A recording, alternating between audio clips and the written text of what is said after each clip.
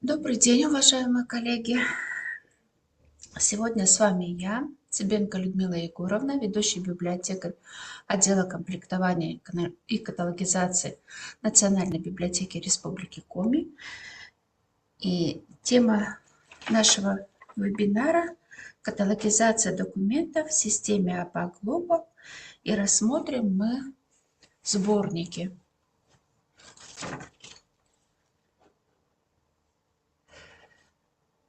Какие бывают виды сборников? Всего их 4 вида. Это сборник одного автора без общего заглавия, сборник одного автора с общим заглавием, сборник разных авторов без общего заглавия и сборник разных авторов с общим заглавием. Итак, сборник одного автора с автором без общего заглавия. Какие здесь поля? 200-е, доллар А, доллар Е, сведения, относящиеся к заглавию. Опять повторяется доллар А, доллар Е и сведения об ответственности, и последующие сведения об ответственности. Покажу на примере. Книга у нас Тургенев. «Дым, нов, вешние воды», стихотворение в прозе. Вот так вот выглядит обложка. Это у нас развернутый титульный лист. Что у нас здесь есть на титульном листе? Автор. Перечисляются произведения, какие есть в сборнике. Здесь у нас на этой странице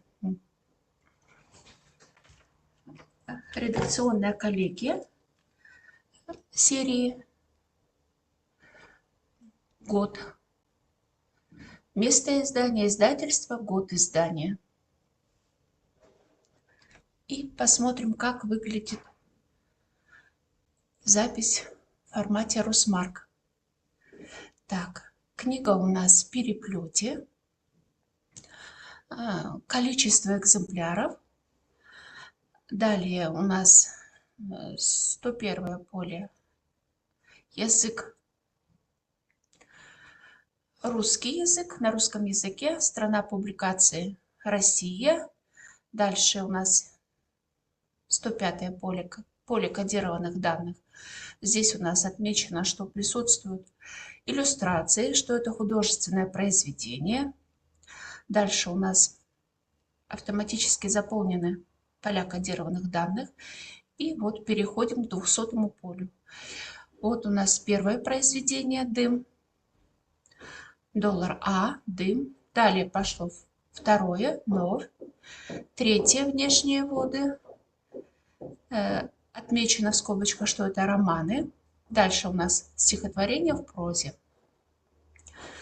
Далее идет доллар F, сведения об ответственности. Автор у нас Тургенев. Дальше сведения об ответственности, вступительная статья и примечания у нас Чичерина и художник книги В. Домогацкий. 203 поле тоже у нас автоматически встает. Дальше 210 поле у нас книга издана в Москве. Издательство художественной литературы. Год издания 1981. 215 поле количественной характеристики 608 страниц, 7 листов иллюстраций. Книга иллюстрирована и имеет размер 20 сантиметров. Также у нас библиотека классики, русская литература, редактор серии Алексеев и другие. И также поле повторяется. Дана серия библиотека классики, русская классическая литература.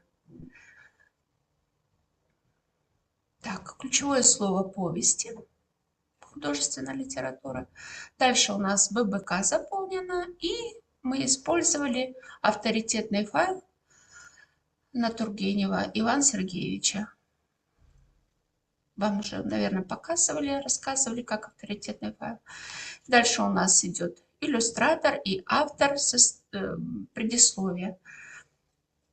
Вот таким вот образом заполняется сборник одного автора без общего заглавия. Так, далее рассмотрим сборник одного автора с общим заглавием. Какие здесь поля мы заполняем? Также у нас общее заглавие. 200 поле, доллар А, сведения, относящиеся к заглавию. Далее идет у нас сведения об ответственности и дальше последующие сведения об ответственности составителей, редакторы. 327 поле, примечание о содержании. И используем 464 поле. Это поля аналитического уровня. Мы их добавляем из вкладки «Поля», добавить как новое или выбрать из списка. И также заполняем, когда мы добавляем поля, $1, и дальше у нас пошло редактировать встроенную запись, 200 поле, доллар А, сведения, относящиеся к заглавию. Вот таким вот образом. На примере покажем. Так, вот у нас вот такая книга. Обложка Роберт Шекли «Координаты чудес». Что еще у нас есть? Вот развернутый лист титульный. На нем перечислены произведения. Ну и вот это у нас, собственно, заглавие общего сборника. Дальше оборот титульного листа. Здесь мы видим серию, извиняюсь, ИСБН. Дальше здесь написано, что перевод с английского, есть составитель. Так. И вот посмотрим. Серия указана. Вот мы ее отсюда взяли с оборота титульного. Книга в переплете. Экземплярность. Далее 101 поле. Книга на русском языке, но она переведена с английского. Индикатор 1. То есть это является переводом. Страна издания Россия. 105-е поле, поле кодированных данных, что в книге имеются иллюстрации. Это художественное произведение. 200-е поле. Доллар А. Координаты чудес. Это название сборника. Далее сведения, относящиеся к заглавию. Романы, повести. Перевод с английского. Доллар Ф. Роберт Шекли. Дальше у нас сведения об ответственности художник. Борозинец. Так. Книга выпущена в Санкт-Петербурге, Северо-Запад, 1993 год. Просчитаны количественные характеристики, 637 страниц, и 2 странички не просчитаны, поэтому мы их берем в квадратные скобочки. Книга иллюстрированная, и размер книги 21 сантиметр. Далее у нас идет 327 поле. Содержание. Перечисляем, какие у нас здесь есть романы. Корпорация бессмертия, координаты чудес, хождение Джониса, билет на планету Транай, обмен разумом и 4 стихии. Далее мы добавляем 464 поле. Из вкладочки «Поля», аналитический уровень 464. Кликаем на него «Редактировать встроенную запись» и заполняем 200-е поле. Первое идет у нас доллар А. Корпорация бессмертия. Сведения, относящиеся к заглавию роман. Далее это поле повторяется. Координаты чудес. Второе произведение. Третье. Опять поле повторяется. Хождение Джониса. Роман. Еще раз повторяется билет на планету Транай, повесть. И обмен разумов, повесть. И 4 стихии. То есть 464 поля повторяются, может быть, более 10 раз повторяются поля. Дальше у нас идет ключевые слова. Фантастика, художественная литература. 686 поле мы заполняем. Что это у нас? ПБК. 700-е поле. Автор Шекли Роберт. Годы его жизни. Дальше у нас идет иллюстратор, художник, Борозинец. Вот, в принципе, вот так вот заполняется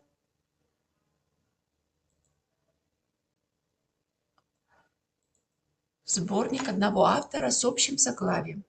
Еще раз обращаю внимание, вот у нас общее заглавие, а вот здесь вот перечислены произведения. Вот так вот выглядит сборник с общим заглавием. Так, далее у нас сборник разных авторов без общего заглавия. Так, первое произведение мы пишем 200-е поле, доллар А, сведения, относящиеся к заглавию, сведения об ответственности, последующие сведения об ответственности, автор первого произведения 700-е, если есть соавтор 701-е.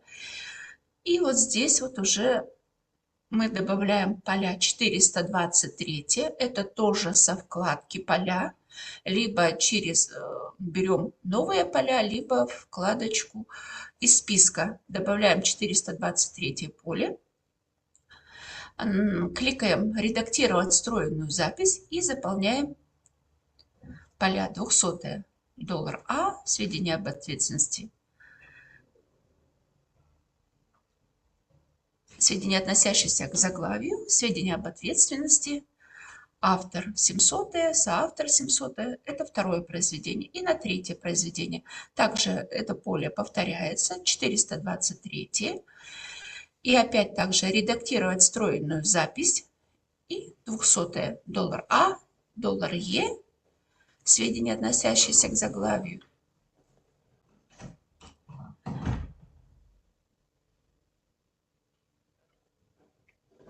Посмотрим,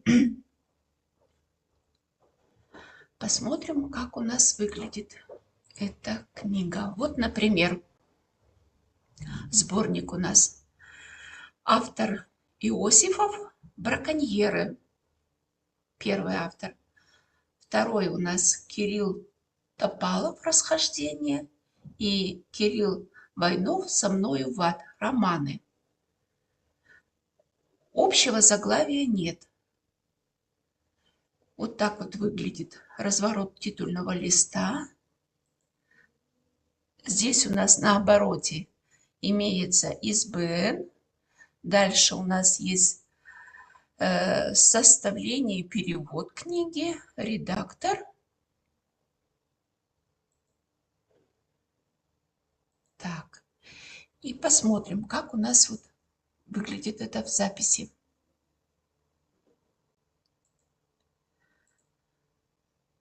Так. Браконьеры. Первое мы пишем браконьеры. Так, ИСБН, 10-е поле. Дальше у нас указано, что это экземплярность. Далее 101-е поле. Первый индикатор единичка. Дальше взят язык русский и язык оригинала болгарский. Страна публикации Россия. 105-е поле – это поле у нас кодированных данных. В книге имеются иллюстрации, что это художественное произведение. И далее 200-е поле. Доллар А. Первое заглавие – браконьеры. Сведения, относящиеся к заглавию, роман. Вот у нас написано. И сведения об ответственности. Трифон Иосифов. Далее у нас идет 210-е поле, где книга издана в Москве, издательство «Радуга», и год издания 93-й. 215-е поле. Количественные характеристики. 379 страницы просчитаны, то есть на них стоит 379, и 2 странички не просчитаны. В книге имеются иллюстрации, и размер книги 21. Также у нас есть серия «Современный зарубежный детектив». В 300-м поле, поле примечаний, написано заглавие переплета «Современный болгарский детектив». Так, и вот здесь вот мы добавляем 421, 423 поле из вкладочки «Поля» и заполняем 200-е поле. Второе произведение «Расхождение», роман. Вот роман. Дальше автор у нас Кирилл Топалов.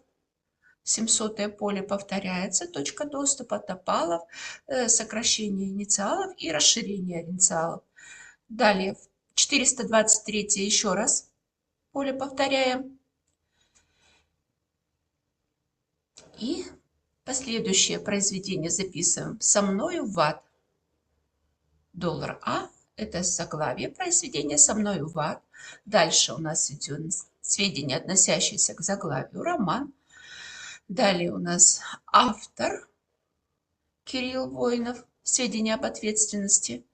Ну и в 700-м поле мы его расписываем. Воинов Кирилл и сокращение инициалов. Так, и вот последующие сведения об ответственности мы записываем. К сборнику в целом у нас составление, перевод Е. Валькович. Так. Это у нас вот здесь вот мы взяли на обороте титульного листа. Так, не забываем, вот что у нас вот есть вот, сведения, относящиеся к сборнику, мы записываем последнее поле 423. Кто составил, кто художник. Вот последнему полю. Сборник в целом составлен. Перевод Е. Фалькович. Далее у нас 516 поле. Это заглавие переплета корешка «Современный болгарский детектив». На переплете у нас написано. 610 у нас ключевые слова, болгарская литература. Далее 686 ББК. И первый автор у нас Иосифов, инициалы сокращенные и раскрытие инициалов Трифон. Вот таким вот образом мы заполнили сборник разных авторов без общего заглавия. Так, и последний у нас остался вид сборников рассмотреть. Это у нас сборник разных авторов с общим заглавием.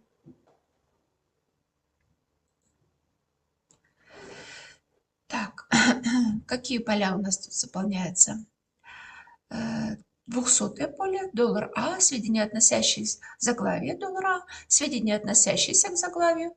Далее у нас идет ответственность, последующие сведения об ответственности, примечание о содержании 327 поле.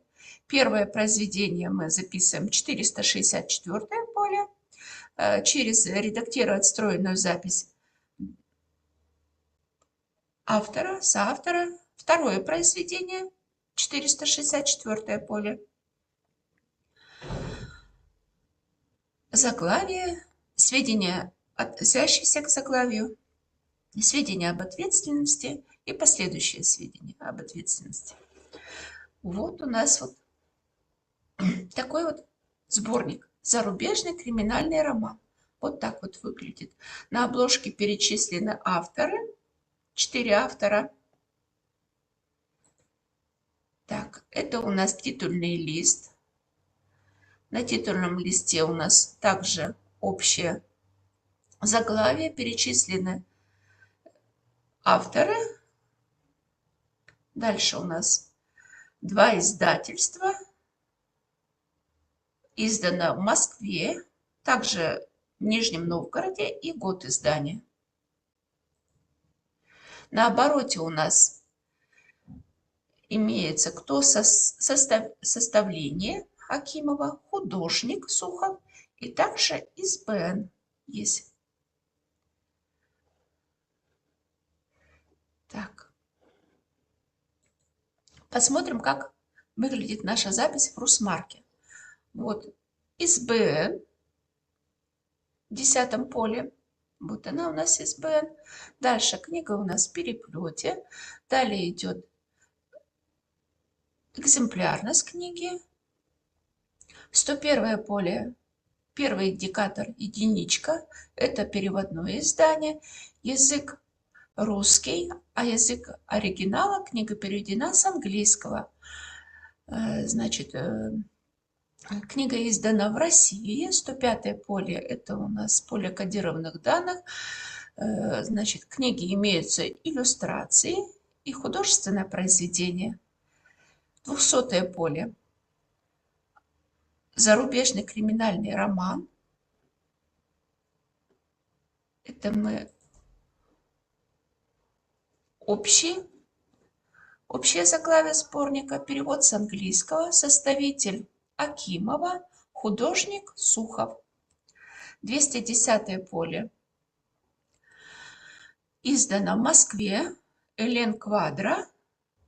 И еще издательство Наташа. Дальше опять доллар А повторяется. Издано Нижний Новгород. Издательство Фидес. И год издания 1993. 215. Количественные характеристики. 601 страница. Одна страничка не просчитана. В книге имеются иллюстрации и размер книги 20 сантиметров. 327 поле. Содержание. Перечисляем, какие у нас здесь произведения. «Шпион, который любил меня» Флеминг. «Прочнее ада» Холидей. «Приятной тебе ночки» Чейз. «Королева красоты» Гарднер. И добавляем 464 поле из вкладки «Поля» или из списка. 464 поле через «Редактировать встроенную запись». 200 поле $, А. Шпион, который любил меня. Автор Флеминг. Ян Флеминг. 700 поле Флеминг. Инициал я и раскрытие инициалов. Далее поле повторяется, 464 поле. Также 200 поле $, А прочнее ада. Холидей, автор, вот второй у нас автор его произведения. 700 поле $, А Холидей. Инициалы Б и раскрытие инициалов Брэд. Еще раз повторяется 464 поле. 200 поле $, А приятной тебе ночки. Заглавие произведения.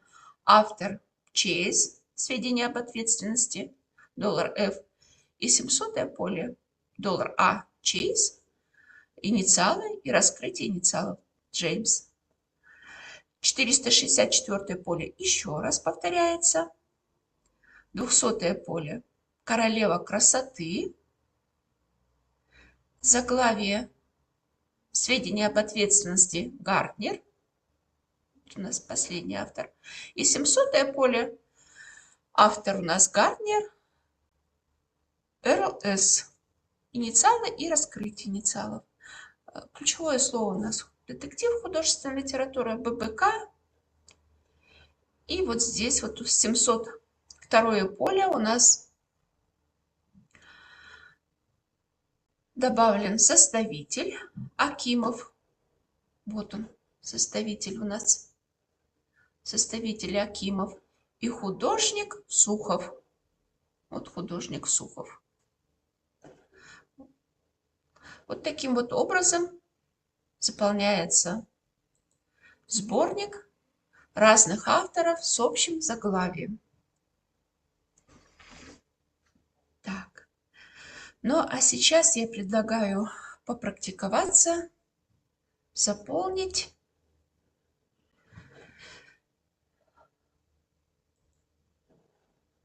эти виды сборников вот так. Попробуем ввести. Так.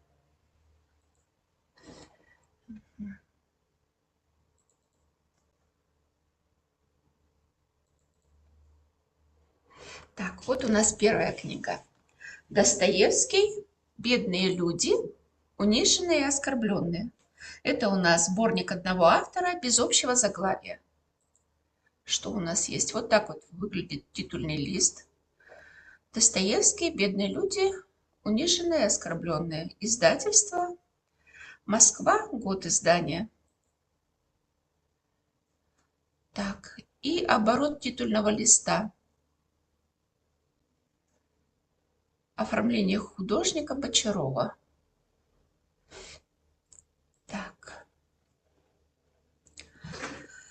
Так, выбираем одночасный. Выбрать. Так, ИСБН у нас книга старая нету. Значит, уточнение в переплете. Ой, извиняюсь. В переплете. Далее у нас тираж.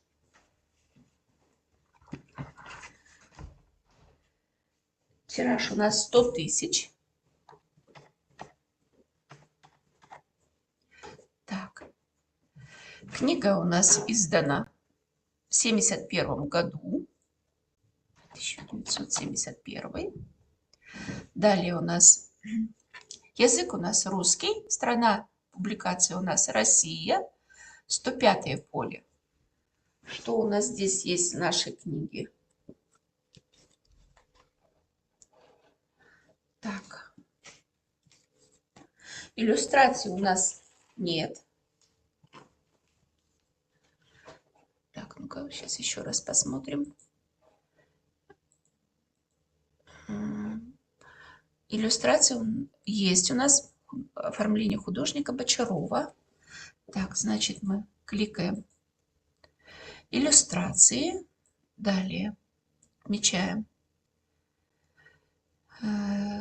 код литературного жанра. Что это у нас художественная литература? Окей. Так, 181, 182 автоматически заполняется. И 200 поле. Это у нас заглавие первого произведения. Бедные люди. Так, бедные люди. Дальше у нас это у нас роман, сведения, относящиеся к заглавию. Униженные и оскорбленные. Еще раз.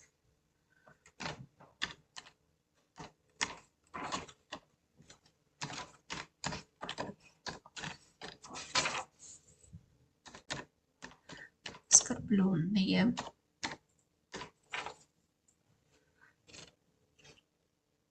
Так. Роман. Так, автор у нас Ф. Федор Михайлович Достоевский.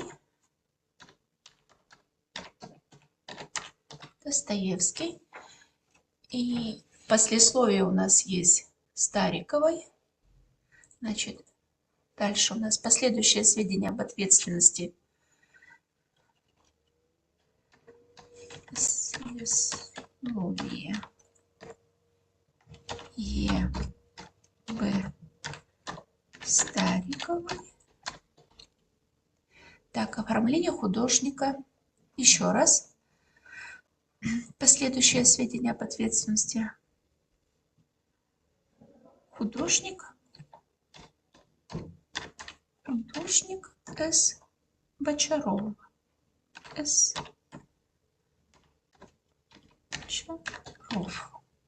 Извиняюсь. Смотрите. Так. Текст визуально непосредственно 205 поле мы пропускаем. 210 поле. У нас книга издана. Книга издана в Москве. Москва. Издательство. Художественная литература.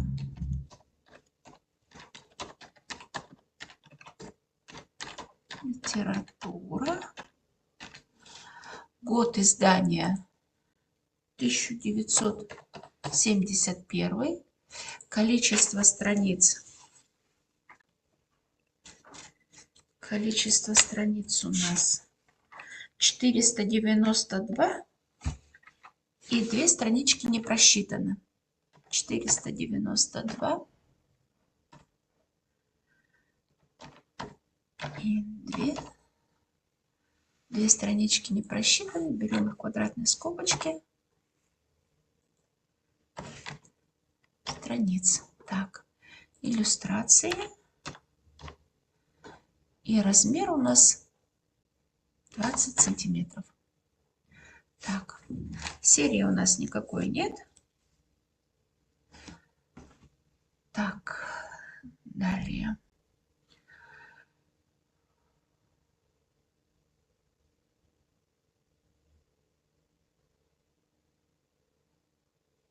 «686 поле» заполняем. Там 84-й. Издание ББК. Что используем? Ну вот, например, вот 84. 2.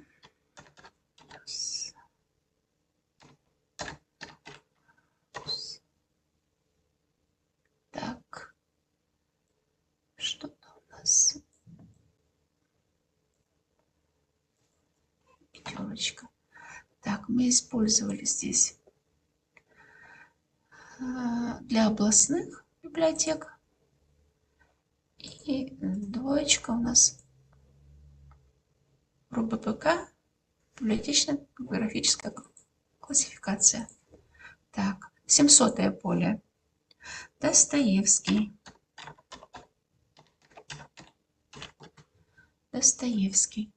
Так, обратите внимание, я знаю, что на него есть авторитетный файл, поэтому я кликаю на 700-е поле.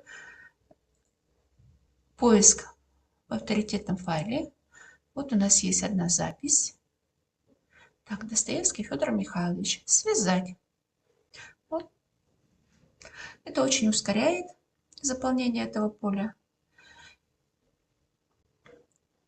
Через авторитетный файл. Вот так вот. Такая вот запись у нас получилась. Так, ну и дальше. 899 поле заполняем. Где у нас находится авторский знак, ББК, инвентарный номер. Так, и записать. И покажем библиотечно. Вот такая вот запись получилась. Вот так мы с вами заполнили сборник одного автора без общего заглавия. Далее.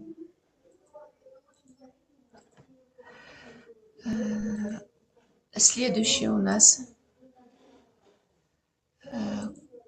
к новой записи вернемся. Кёстнер. Автор одночасный. Так, одночасный. Что у нас есть? Вот у нас обложка. Вот у нас титульный.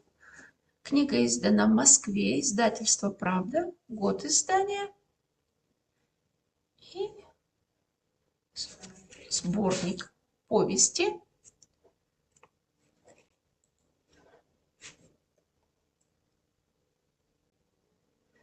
Так. Дальше что у нас есть здесь? Что это перевод с немецкого. Составление Бунина. Вступительная статья Харитонова. Иллюстрации Лемки.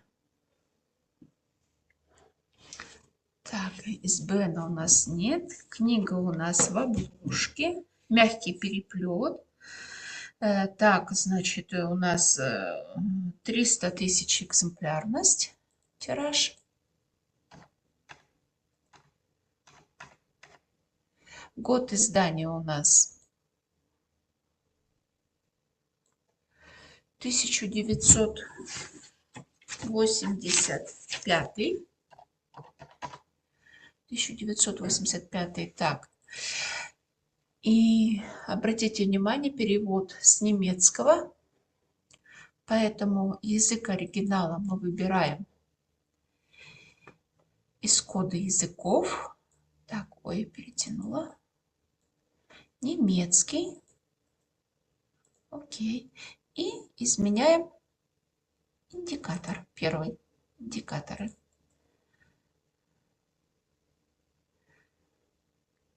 Ресурс является переводом оригинала. 1. Также издано у нас в России. Что у нас есть здесь? Иллюстрации есть. Иллюстрации. Так, и код литературного жанра. Что это? Художественная литература. 105-е поле мы заполнили. Так, 200-е поле. 200-е поле.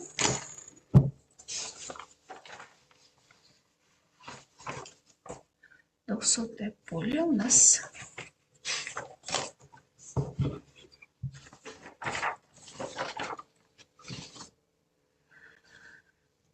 так, повести.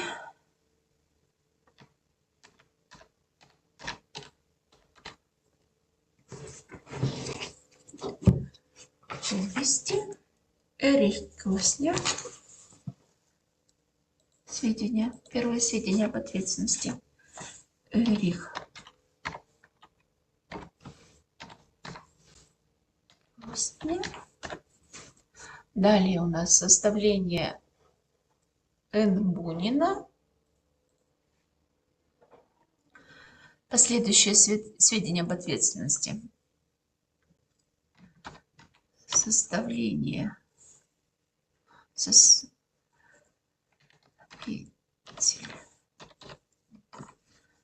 Н.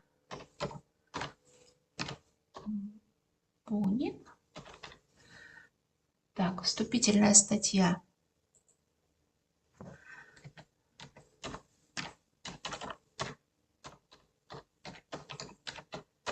Статья М. Харитонова.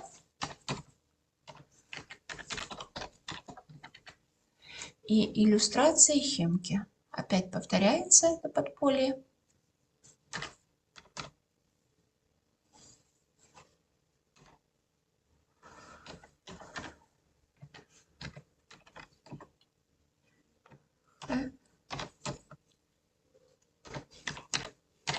Хемке. Так.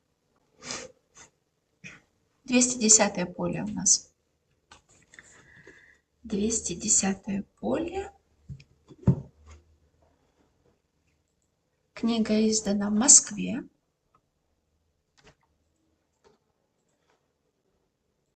Книга издана в Москве. Издательство «Правда». Год издания 1985.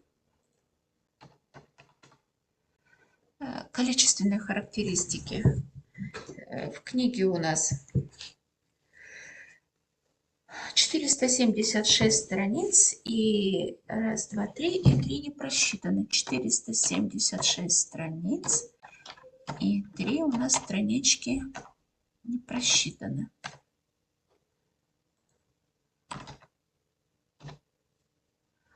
Так. В книге у нас имеются иллюстрации, и размер книги 20 сантиметров. Так. 327-е поле нам нужно. Примечание о содержании.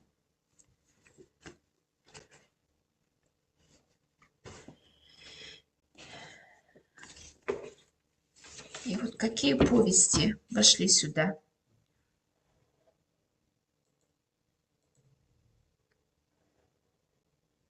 Когда я был маленьким, имели сыщики, имели трое близнецов, мальчик из спичечной коробки. И вот вступительная статья еще из Харитонов.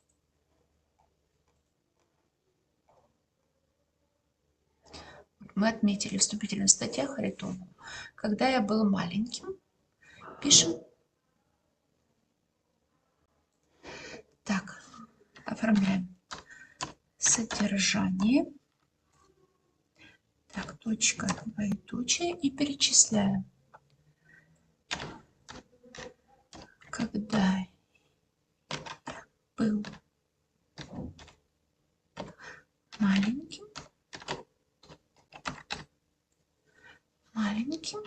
так,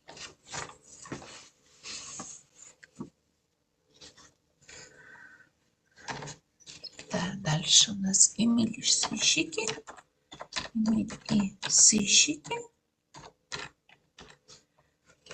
точка, запятой, имели трое близнецов,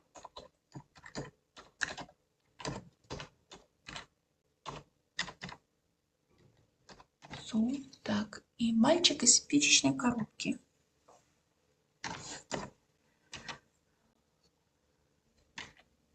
Так, большой буквы.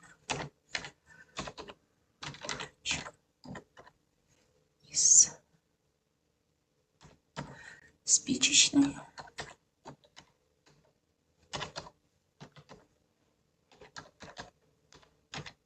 коробки. 327 поле мы заполнили. И сейчас нам нужно добавить поля 464 поля, либо вот из вкладочки «Новое» или из списка 464 поле. Окей. Так. Поле добавлено. Редактировать встроенную запись. И пишем 200 поле. $А. Первое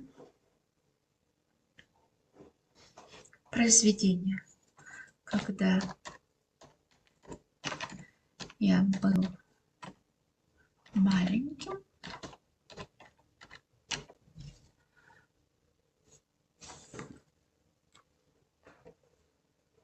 так, ставить, отмечаем индикатор, формировать примечание. Так, можно, чтобы побыстрее, скопировать поле. Так, тогда таким образом у нас уже будут заполнены индикаторы. И также у нас есть начальное 200 поле. Единственное, что вот заменяем второе. Эмиль и сыщики.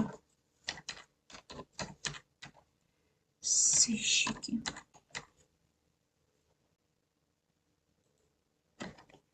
Так. Опять скопируем. Так. И у нас Эмиль и трое близнецов.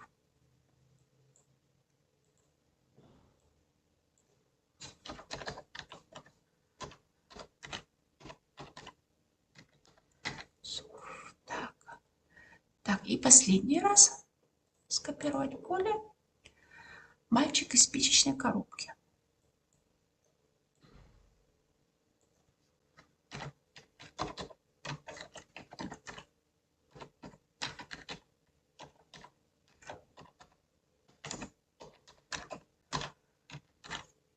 Спичечной коробки. Так. Далее, что мы заполняем? 600.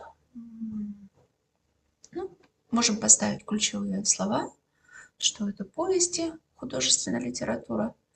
И 686 поле, что это немецкая литература. Так.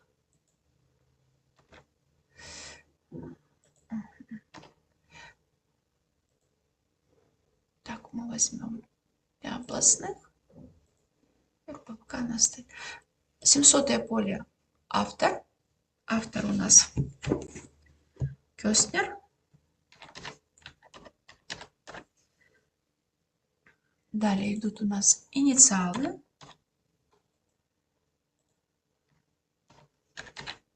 Раскрытие инициалов.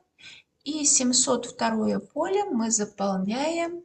Кто у нас там есть? Авторы вступительной статьи, составители. Вступительная статья М. Харитонова. Вот мы возьмем Харитонов. Копировать. 702 поле. Ставить Харитонов. Инициалы у нас М.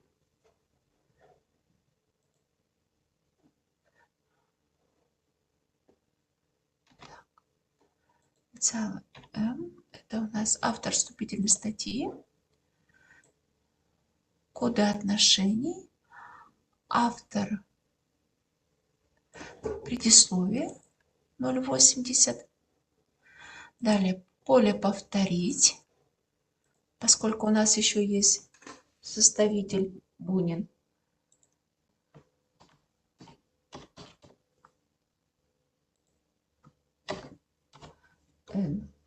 Код отношения составитель найдем.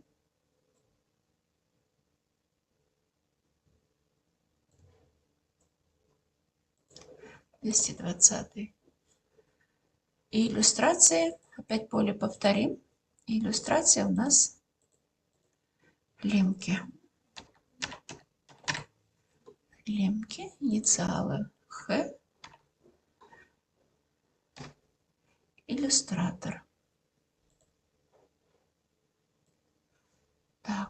Иллюстратор 440 код. Записать.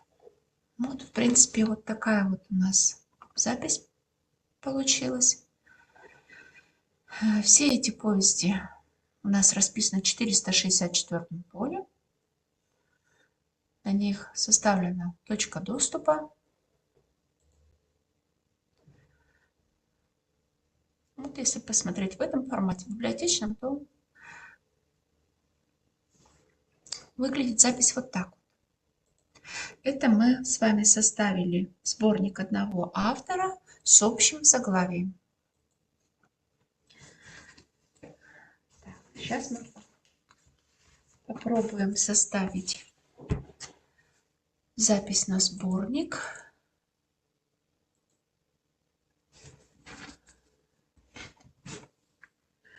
Сборник разных авторов без общего заглавия. Вот так он у нас выглядит. Вот такой у нас вот титульный лист. Вот первый автор, произведение, второй и вот его произведение. Так, кликаем «Новая запись», одночасный, выбрать. Так, что у нас есть? Посмотрим. На обороте у нас ИСБН имеется. Так, ИСБН у нас 0,10 поле записываем. 5, 153, 139,5. Книга в переплете. И у нее тираж 500 тысяч. Так. Тираж 500 тысяч. Так, книга у нас издана. Книга у нас издана в 1990 году. Так, язык у нас русский. Это не переводное издание. Издано в России. 105 поле. У нас в книге имеются иллюстрации. Так, выбираем иллюстрации. Дальше нам что нужен? Код литературного, художественная литература. Поле заполнили. 105. 200 поле. Доллар А.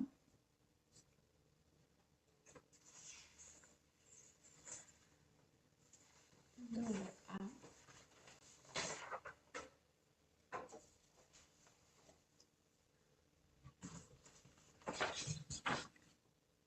Так, и значит у нас мятеж.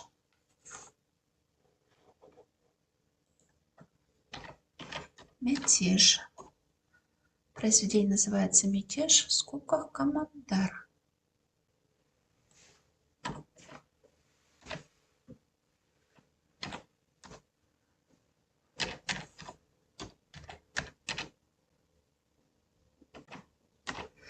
Так.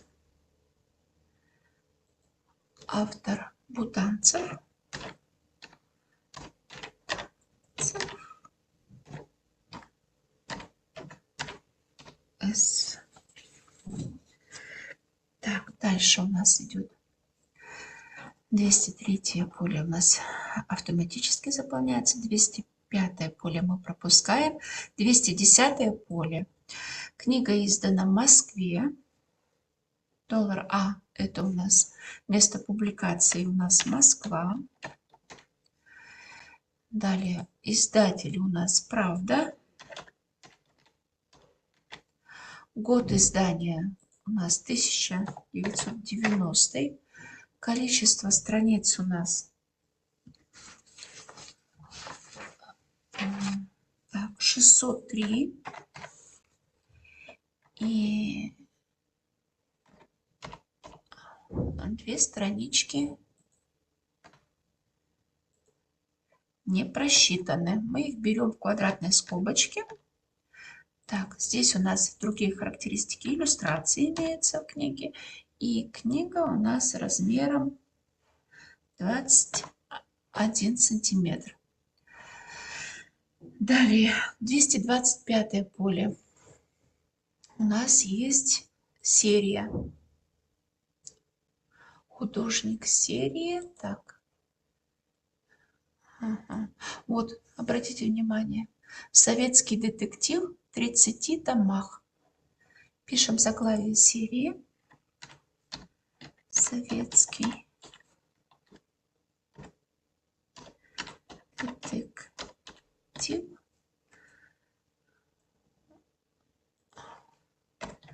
В 30. Так. 30 томах. Серию заполнили. 225 поле. Так. И нам нужно сейчас добавить поле 423. Выбираем новое или из списка. Новое я показывала. Просто вбиваем 423 и у вас вход. А если из списка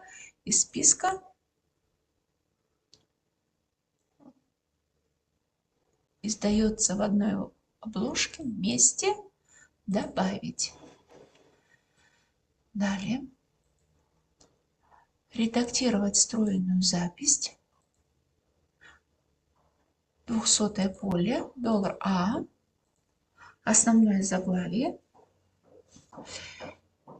И мы пишем первое произведение второго автора. Жестокость. Ой, извиняюсь. Жестокость. Дальше испытательный срок. Опять повторяем. Испытательный срок. Дальше. У нас есть третья, последняя кража. Опять повторяется $А.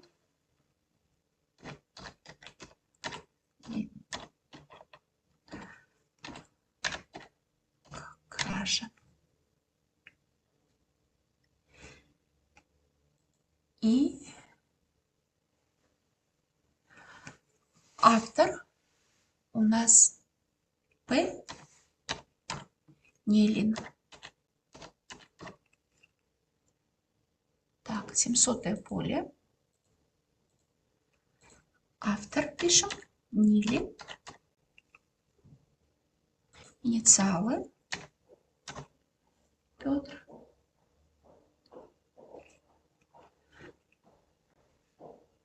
Так. И еще обратите внимание, здесь у нас есть послесловие иллюстрации. Поэтому мы вот сюда запишем последующие сведения об ответственности. Послесловие.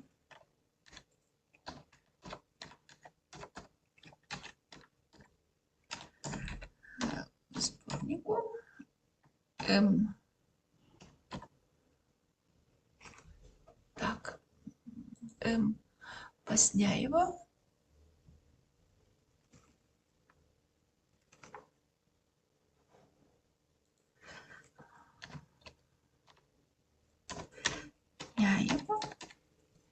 Далее.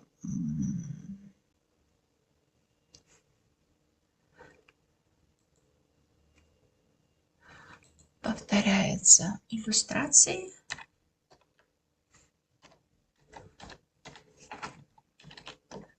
С. Ермолова.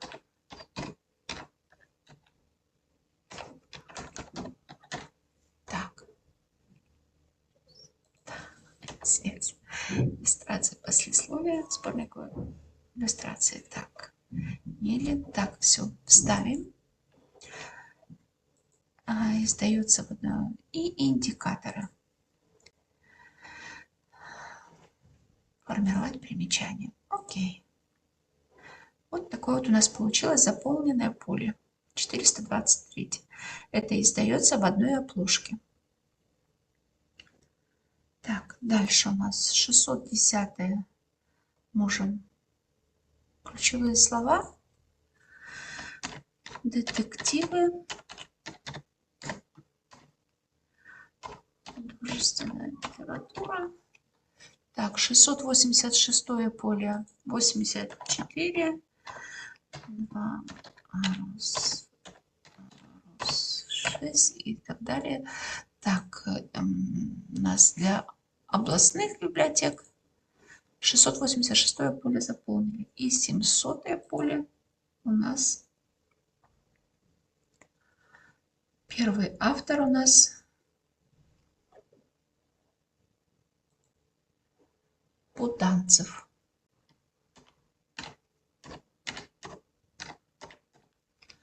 Путанцев. Ой, извиняюсь, опять не там. Путанцев. С. Так. Сергей Федорович. Вот еще есть в конце расширения инициалов.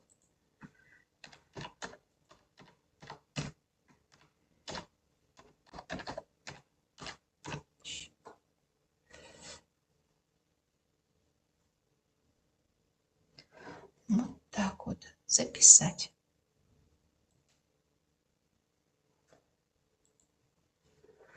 Вот такая вот у нас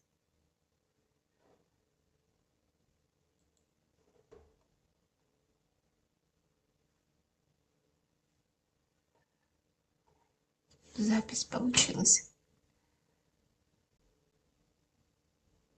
Так, что-то еще надо. 700 поле, 423.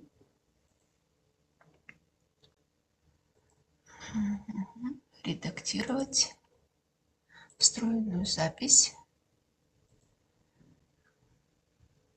Так, послесловие сборнику. Милин. Ставить.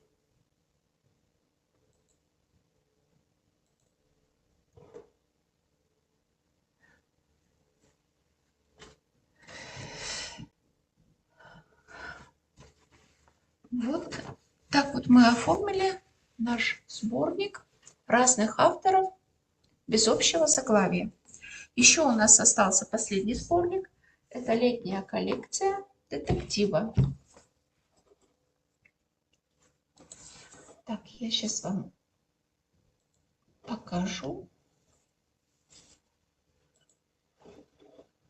Это у нас вот уже, как по времени у нас уже скоро рассмотрим эту запись. 14 минут.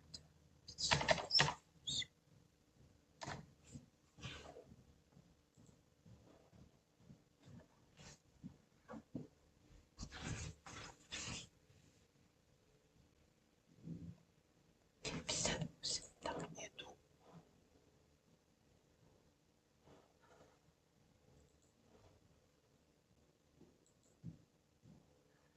Инвентарный номер 14 025 58.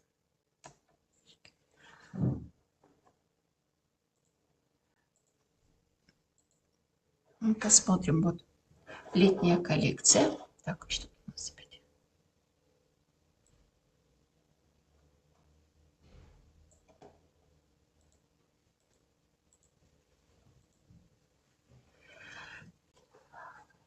Вот у нас вот такой сборник. Летняя коллекция, общее заглавие.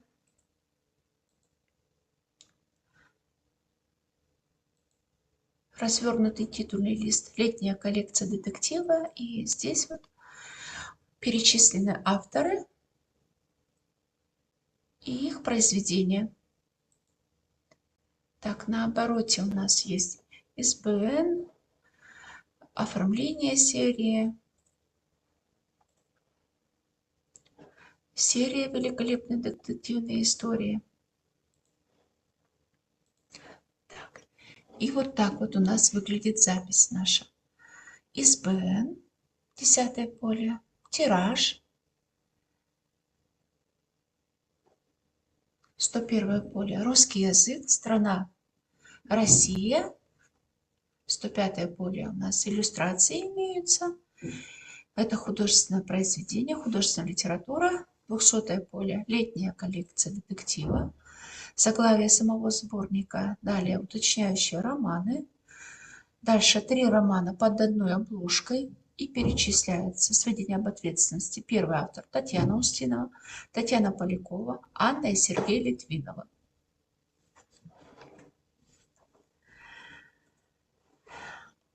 «210-е поле, Москва», издательство «Эксмо», 2021 год, количество страниц 557, одна страничка не просчитана, размер книги. Так, 225-е заглавие серии, великолепная детективная история, редактор серии Антонова. 300-е у нас примечание, авторы указаны в макете. 327-е поле у нас содержание, вечное свидание, косая черта, Татьяна Устинова. Первое. Вот. Далее. «И буду век ему верна», Татьяна Полякова. «Изгнание из рая», Анна и Сергей Литвиновы. 330-е поле у нас аннотация. 333-е поле у нас возрастные ограничения. И 464-е поле, это поле аналитического уровня. Значит, первое произведение «Вечное свидание», Татьяна Устинова.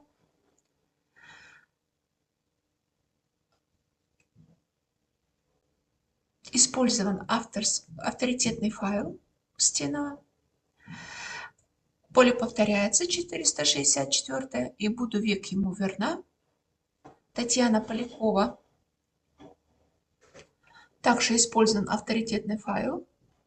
И 464-е поле «Изгнание в рай», Анна и Сергей Литвиновы. 700-е поле Литвинова, Анна, писатель. И еще раз 701-й как соавтор добавлен Литвинов Сергей Витальевич. Ключевое слово детектива, 686-е ББК, ну и 899-е, где находится книга, авторский знак, где она находится, инвентарный номер.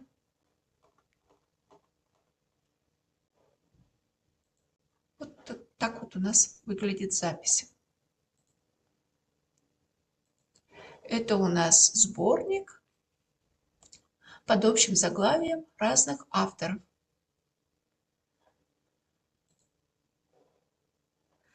На один макет не влезла, а вот второй.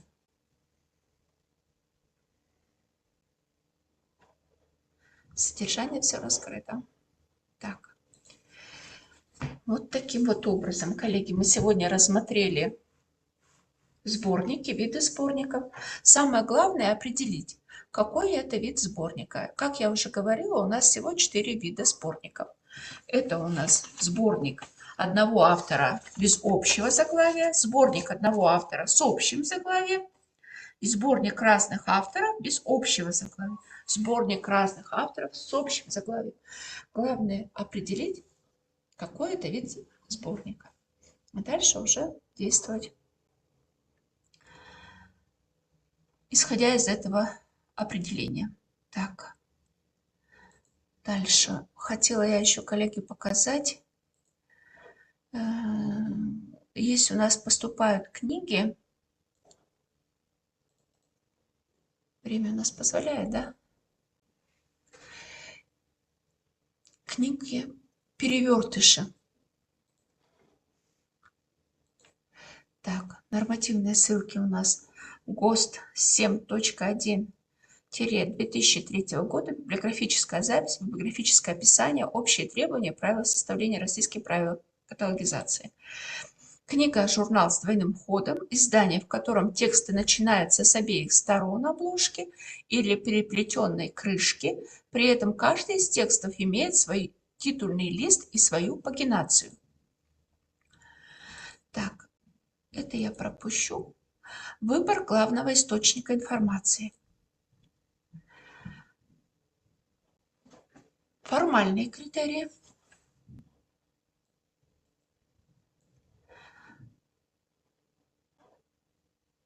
Произведение Татьяна Луганцева «Двойной смешной детектив», запчасти для невесты, и Татьяна Луганцева «Килограмм молодильных яблочек».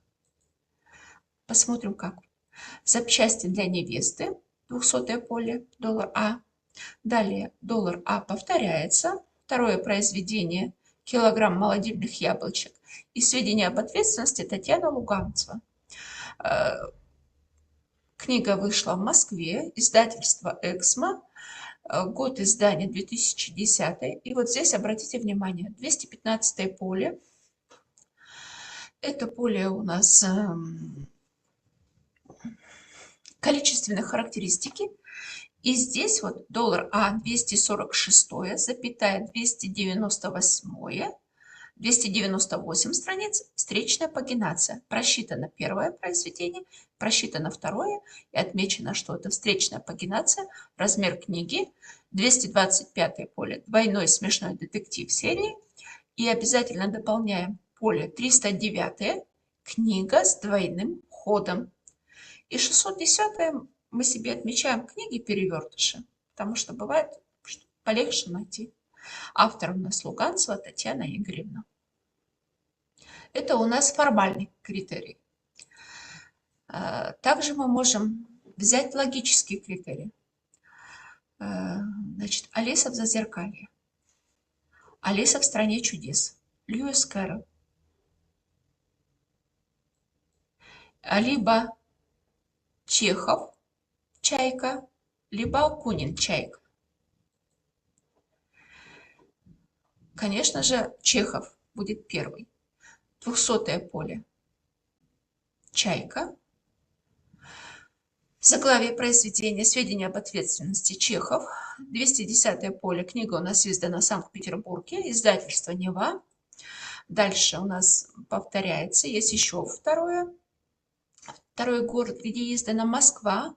Олма Пресс. 2000 год. 215 просчитано. Количество страниц как первого произведения, так второго. 84,108 страниц. Встречная пагинация. Иллюстрированный размер книги. 309 поле. Книга с двойным ходом. Обратите внимание, добавлен 423 поле. Издается вместе. 200 поле. Чайка. Борис Акунин. И 700 поле. Так. 700 поле. Чехов Антон Павлович. Вот таким вот образом. Это у нас... Главное, что тут не забыть, что у нас область физической характеристики может быть присутствовать и римские цифры, что мы просчитываем как первое произведение, так второе. И обязательно добавляем, что это встречная пагинация. 309 поле, что это книга с двойным ходом. Ну и для себя 610 ключевые слова книги перевертыша. На этом, коллеги, все. Спасибо за внимание. Далее у нас 14 часов. Тему продолжит вебинара Любовь Леонидовна Рогова. Благодарю за внимание.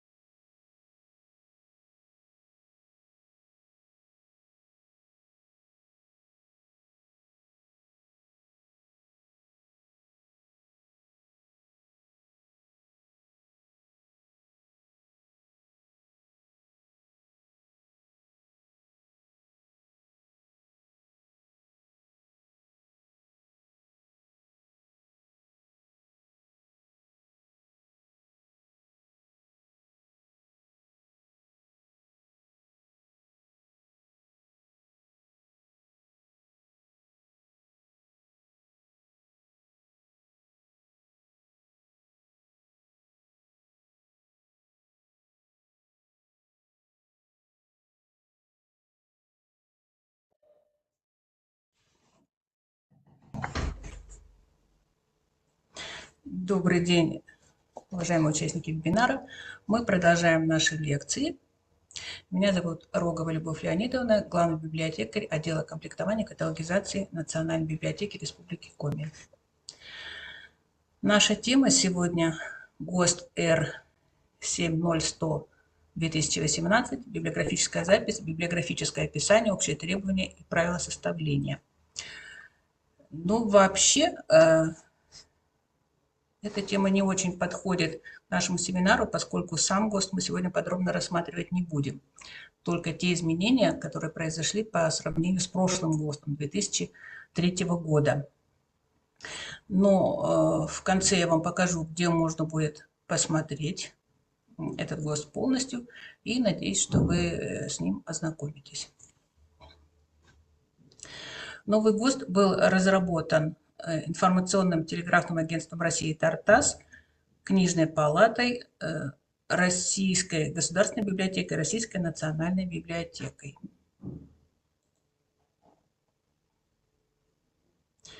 Целью разработки была унификация библиографического описания всех видов информационных ресурсов в соответствии с международными правилами и обеспечение совместимости данных и унификации процессов обмена на национальном и международных уровнях. Но объективными факторами разработки нового национального стандарта явились, конечно же, изменения, которые произошли за 15 лет, прошедшие с момента введения ГОСТа 2003 года. Развитие форматов, практика каталогизации, предъявляются новые требования к предоставлению информации в машиночитаемой форме. При разработке предыдущего ГОСТа делался акцент в первую очередь на текстовые документы, и очень лаконично было сказано об особенностях описания отдельных видов документов в машиночитаемой форме. Новый стандарт разработан на основе международного стандартного библиографического описания ИСБД и международное правило, адаптированное к отечественной практике библиографирования. Изменилась структура самого библиографического описания, как по количеству и составу областей и элементов, так и по названиям отдельных областей. Для соответствия с международным библиографическим описанием в структуру национального стандарта введена новая область, которая называется область вида содержания и средства доступа и занимает место в описании после всех остальных областей. Новая область заменила элемент «Общее обозначение материала», который удален из стандарта. Это главная новация национального стандарта. В Росмарке этот элемент отражался в поле 200 под поле $B. Сейчас эти сведения ушли в новое поле 203 в словесном виде и дополнительно в виде кодов в поля 181, 182. Объектами стандарта являются все виды опубликованных, в том числе депонированных, и неопубликованных ресурсов на любых физических носителях или в информационно-телекоммуникационных сетях, а также книги, ноты, карты, аудиовизуальные, изобразительные сериальные издания, нормативные технические документы, интегрируемые ресурсы, электронные ресурсы, в том числе сайты сети интернета, сетевые издания, микроформы и другие искусственно созданные или природные объекты, модели зданий, машин, скульптуры, коллекции минералов, гербарии, составные части ресурсов и группы однородных и разнородных ресурсов. Вы видите на экране состав библиографического описания. 8 областей, которые были и до того в описании: область заглавия, сведения об ответственности, область издания, специфическая область материала или вида ресурса, область публикации, производства, распространения, область физической характеристики, область серий, область примечания, область идентификатора ресурса условий доступности, и добавилась новая 9-я область вида содержания и средства доступа. Области описания состоят из элементов, которые делятся на обязательные, условно обязательное и факультативное. В зависимости от набора элементов различает краткое библиографическое описание, которое содержит только обязательные элементы, расширенное библиографическое описание, которое содержит обязательные и условно обязательные элементы, и полное библиографическое описание, которое содержит все виды элементов. Обязательными элементами являются библиографические сведения, обеспечивающие идентификацию ресурса и приводимые в любом описании. В ГОСТе возле каждого элемента написано, каким именно ресурсом он является. К обязательным относятся, например, имя автора, имя издателя, дата издания и некоторые другие. Условно обязательными элементами являются элементы, необходимые для идентификации ресурса, если для этой цели недостаточно обязательных элементов, или приведение этих элементов диктуется задачами конкретного информационного массива. Использование условно обязательных элементов определяет библиографирующая организация, то есть библиотека, либо ЦБС, либо группа библиотек. Факультативными элементами являются библиографические сведения, обеспечивающие дополнительную библиографическую характеристику ресурса. Полный набор приводится в описаниях для государственных библиографических указателей, библиотечных каталогов и баз данных национальных библиотек. По закону о библиотечном деле национальными библиотеками Российской Федерации являются три: Президентская библиотека имени Ельцина, Российская государственная библиотека и Российская национальная библиотека. Все остальные могут выбрать для себя либо только обязательное, либо условно обязательное, либо полный набор элементов. Остановимся на сокращениях. Главным условием сокращения слов является однозначность их понимания и обеспечение расшифровки сокращенных слов. Не следует сокращать слова в том случае, когда это может исказить или сделать неясным смысл текста описания, а также затруднить его понимание. Все данные в описании могут быть представлены в полной форме. При необходимости можно применять сокращения, которые должны соответствовать ГОСТу. Есть специальный ГОСТ для сокращений в русском языке.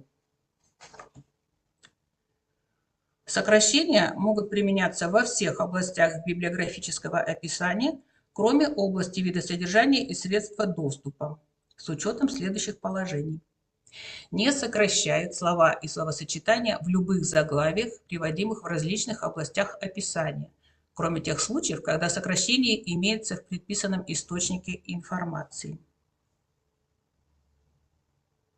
При составлении описания для издания государственной библиографии, баз, банков данных и каталогов национальных библиотек, помимо заглавий не сокращают слова и словосочетания, которые входят в состав сведений, относящихся к заглавию, сведения об ответственности, а также слова, обозначающие тематическое название издателя.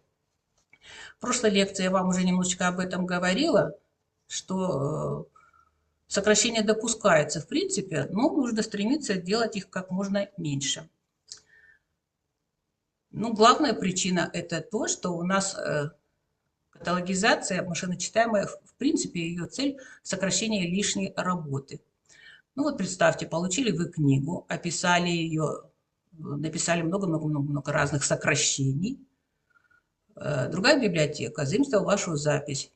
И прежде чем написать свой инвентарный номер, какие-то свои локальные данные, им нужно будет все эти сокращения расшифровать, потому что в их библиотеке, например, это не применяется, или они не очень понятны. Поэтому логично, когда каталогизатор, который первый делает описание, пишет все это полностью. Наша библиотека участвует в сводном каталоге библиотек России. Там это одно из основных требований – не сокращать.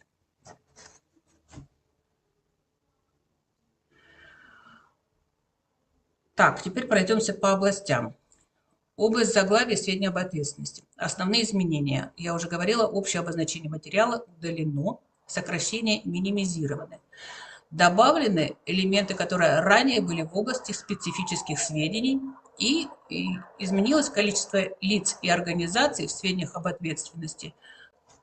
Оно увеличилось по сравнению с положением прошлого ГОСТа. Предписанными источниками информации для печатных, книжных и журнальных изданий а также текстовых, нотных, картографических и изобразительных, не одна только титульная страница, как в российских правилах каталогизации, как было в прошлом ГОСТе, а весь титульный лист, то есть титульная страница и оборот титульного листа. При составлении библиографического описания законодательных нормативных ресурсов в сведениях, относящихся к заглавию, приводят их обозначение, дату введения или принятия, сведения о ресурсе, вместо которого введен данный ресурс. Эти элементы ранее были в области специфических сведений. Вы видите описание федерального закона. Вот эти сведения, которые подчеркнуты, раньше были в 200-х полях. Специфическое сведение. То есть на карточке они отделялись точкой тире от основного заглавия сведений об ответственности.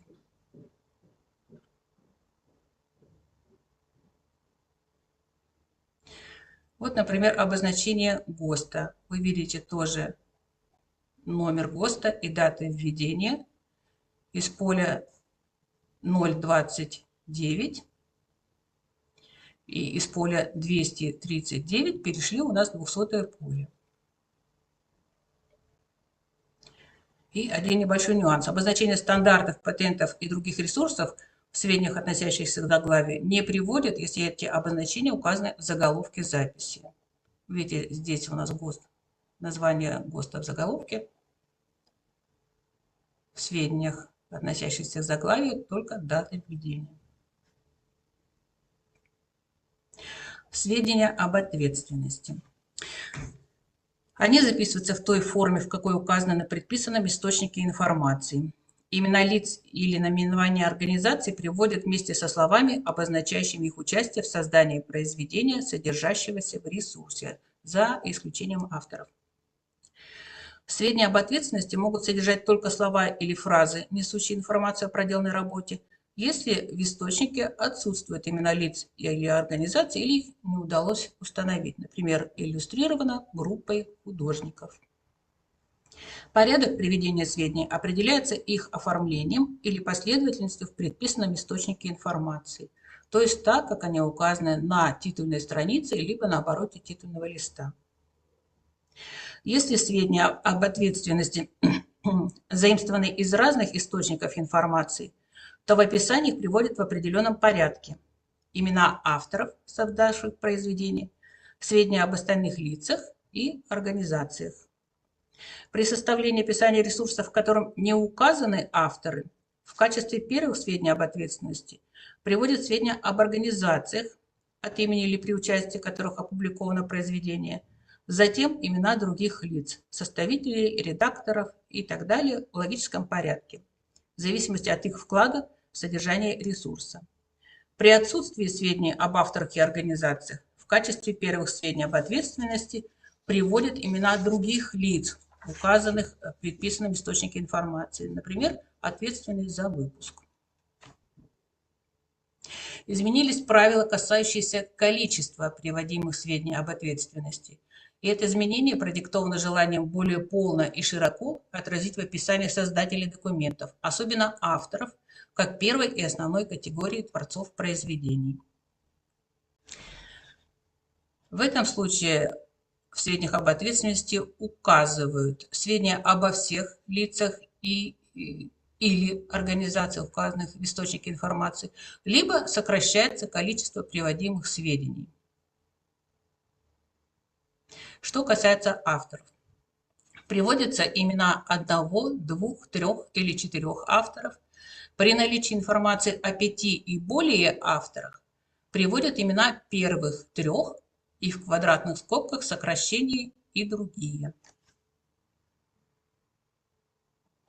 Вы видите 1 автор, 2 автора, 3 автора, 4 автора и 5 авторов в сокращенном виде.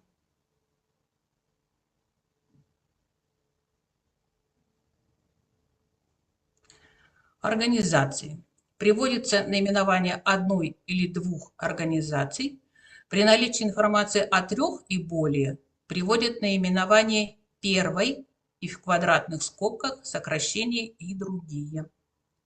Как и прежде, при подсчете за единицу принимает организацию со всеми ее структурными подразделениями, а также вышестоящие организации. То есть, если на документе будет написано «Национальная библиотека, отдел не знаю, иностранной литературы», это будет одна организация. Ну, вот здесь примеры. Институт менеджмента, маркетинга и финансов – одна организация. Министерство образования, институт, университет – 3 организации. Все перечисляются через запятую. В случае, если у организации есть какое-то структурное подразделение, оно также включается в этот общий перечень. Все перечисляются через запятую. Сокращенный вариант. Упоминается только одна организация и сокращение и другие. Что касается других лиц, категорий, кроме авторов, то есть переводчиков, редакторов, составителей, группы этих лиц, выполняющих одну и ту же функцию, приводятся следующим способом. Если их более 3, записывается имя первого лица каждой категории и в квадратных скобках сокращения и другие. То есть не перепутайте. Авторы 3 и другие, соавторы, редакторы и прочие 1 и другие. Авторам отдается предпочтение.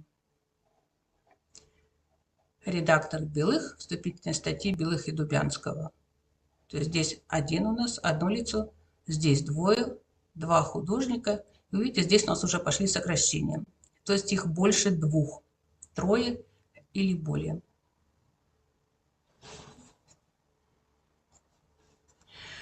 Специфическая область материала или вида ресурса. Она используется теперь только при описании картографических, нотных и сериальных ресурсов. Из объектов области исключены электронные ресурсы. Обозначение вида электронного ресурса размещено в области вида содержания средства доступа, а объем ресурса в области физической характеристики. Было. Ну, здесь пример уже из Русмарка, чтобы было нагляднее. В 215 поле электронный оптический диск, 230 электронные текстовые данные. Столько-то гигабайт объем. Основные сведения ушли у нас в 215 поле, электронно-оптический диск. Здесь же сразу объем диска. А сведения об электронных текстовых данных у нас ушли в область вида содержания. Исключены также отдельные виды нормативных и технических документов, стандарты, патенты и тому подобное. Их специфические элементы размещаются в других областях и элементах, в основном в сведениях, относящихся к заглавию, то есть они приближены к остальным книжным документам. Остались у нас математические данные для картографических ресурсов, сведения о форме изложения нотного текста для нотных ресурсов и сведения о нумерации для сериальных ресурсов. Вы видите, для картографических масштаб, музыкальное какое-то произведение и номер кода выпуска для сериальных изданий. Область публикации, производства, распространения и т.д. Это новое название области выходных данных. Оно более точно и детально отражает содержание области. Область серии и многочастного монографического ресурса. Уточнено название области. Было область серии, добавлено и многочастного монографического ресурса, что отражает истинное содержание области. Потому что фактически в ней всегда, кроме серии, были другие сериальные издания, а также многотомники. В области примечания принципиальных изменений нет, но по сравнению с предыдущим ГОСТом стало больше положений, связанных с электронными ресурсами. Для электронных локальных ресурсов обязательным является примечание об источнике основного заглавия и условно обязательным примечание о системных требованиях.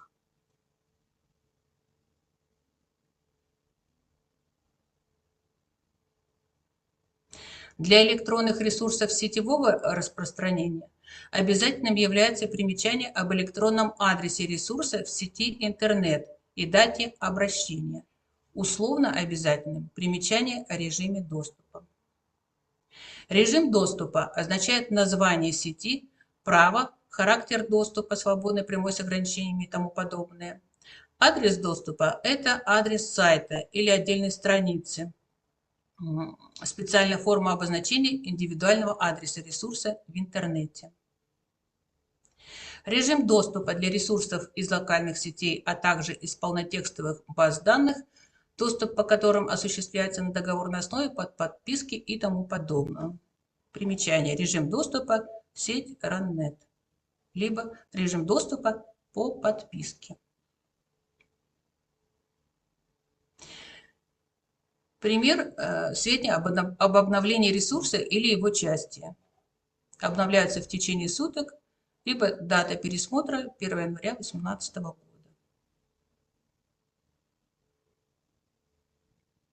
Электронный адрес ресурса в сети интернет приводят после аббревиатуры URL. После электронного адреса в круглых скобках указывают сведения о дате обращения к ресурсу. Слова «дата обращения», число, месяц и год. Вы видите, здесь пример. Сайт РБА. Для статей в электронных журналах указывают дату публикации вместо даты обращения.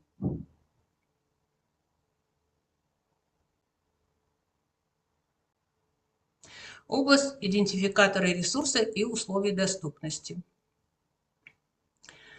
В него включены ISBN, SSN, SMN, ERS и SRN, то есть различные международные стандартные номера,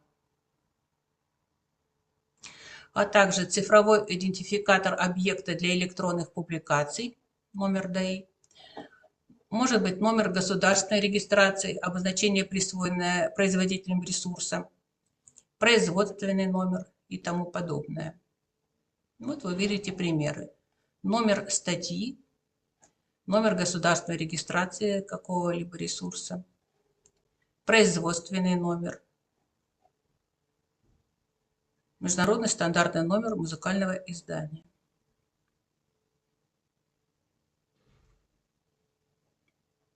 Для нотных ресурсов после международного стандартного номера или издательского номера может быть также указан номер доски музыкального произведения с предшествующим сокращением НД.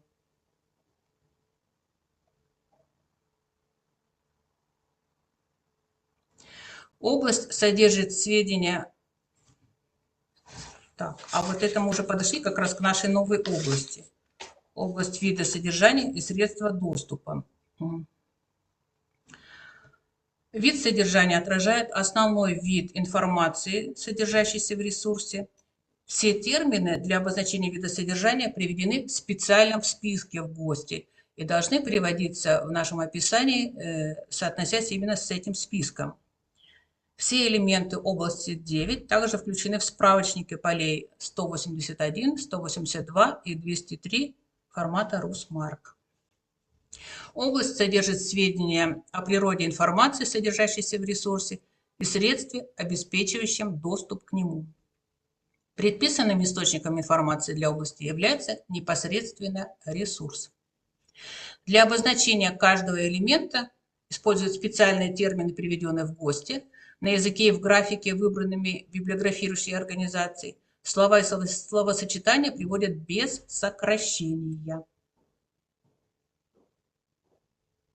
Вот эти термины, которые вы видите на экране, взяты из ГОСТа, и записываться они у нас должны именно в таком виде.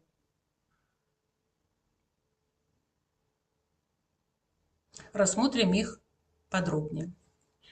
Термин «движение» используется для ресурса, содержание которого выражено посредством графического обозначения движения, то есть действия или процесса перемещения человека или предмета. Например, записи движений танца, сценических или хореографических действий. Термин не распространяется на ресурсы, содержащие движущиеся изображения, например, видеозаписи. То есть если у нас с вами запись балета, это не может обозначаться термином движения. Я имею в виду видеозапись. Если у нас запись движений балета, тогда да. Звуки. Термин используется для ресурса, содержание которого выражено посредством звуков, производимых животными, птицами, природными источниками звуков, а также подобных звуков, воспроизводимых человеческим голосом или цифровым, либо аналоговыми средствами, ну, то есть какая-то имитация. Например, это могут быть аудиозаписи пения птиц, криков животных, каких-то шумовых эффектов. Термин не распространяется на записи музыки и речи. Изображение.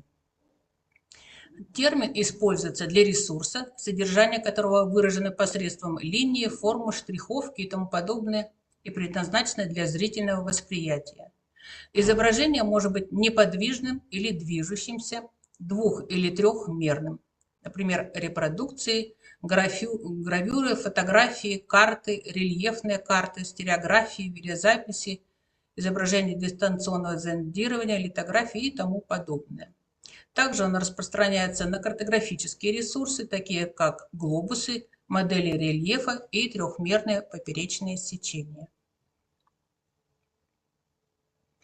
Термин «музыка» используют для ресурса, содержание которого выражено посредством упорядоченных тонов и звуков в определенной последовательности, сочетании и длительности звучания, обеспечивающих воспроизведение композиции. Ну, описание термина, конечно, немножко заумное, но думаю, что музыку от немузыки мы с вами отличить все-таки в состоянии. Музыка может быть записана с помощью знаков в виде нот, исполняемой либо записанной в аналоговом или цифровом форматах в виде вокальных, инструментальных или механических звуков, обладающих ритмом, мелодией или гармонией. Например, нотные издания, партитуры, партии и тому подобное, музыкальные аудиозаписи, концерты, оперы, студийные записи и тому подобное. Предмет. Это немножко новое в нашей практике. Термин используют для ресурса, содержание которого выражено посредством как естественных природных образований, так и искусственно сделанных артефактов. К природным образованиям относятся объекты живой и неживой природы. Примерами артефактов, называемых также трехмерными структурами, являются скульптуры, модели, игры, монеты, игрушки, оборудование и тому подобное. К артефактам также относят картографические объекты, имеющие трехмерные характеристики, глобусы, модели рельефа и поперечное сечение, кроме рельефных карт. На практике в библиотечной работе к предметам обычно относят то, чему мы не можем дать более-менее адекватное описание из нашей вот старой практики, да? Книги, карты, какие-то изображения, все понятно. Все, что мы не можем вместить эти рамки, можно назвать словом предмет. Например, те же настольные игры. Текст. Термин используется для ресурсов, содержание которого выражено посредством записанных слов, символов и чисел. Примерами являются книги, журналы, газеты, печатные, электронные, либо на микрофишах, а также рукописи, письма и другая корреспонденция.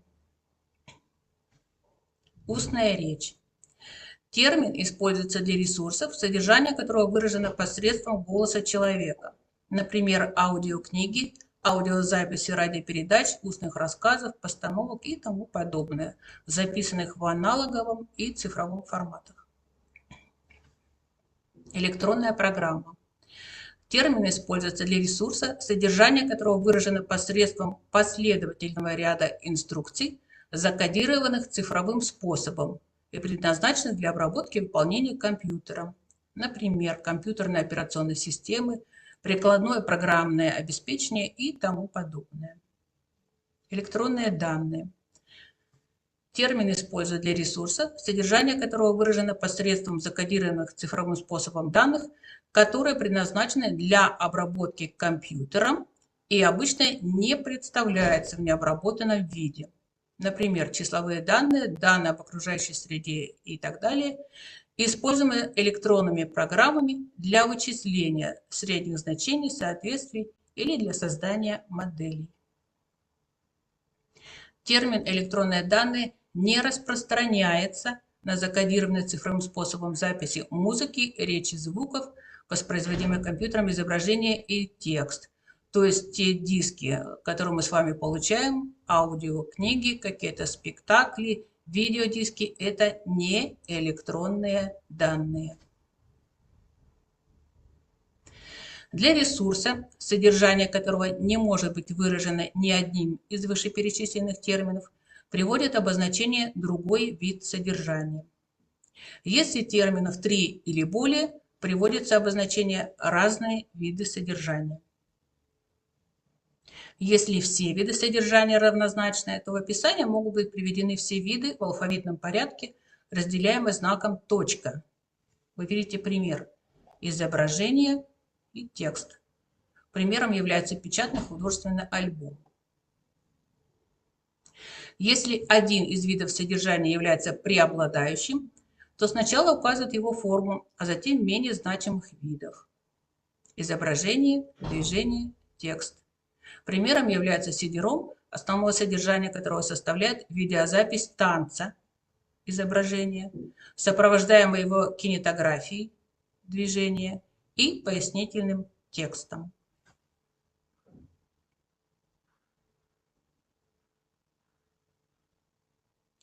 Если те виды содержания, которые не преобладают, рассматриваются как минимальные, случайные или несущественные, то в описании их не приводят.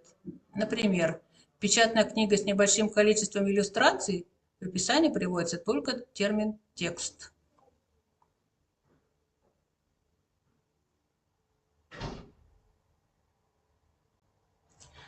Характеристика содержания.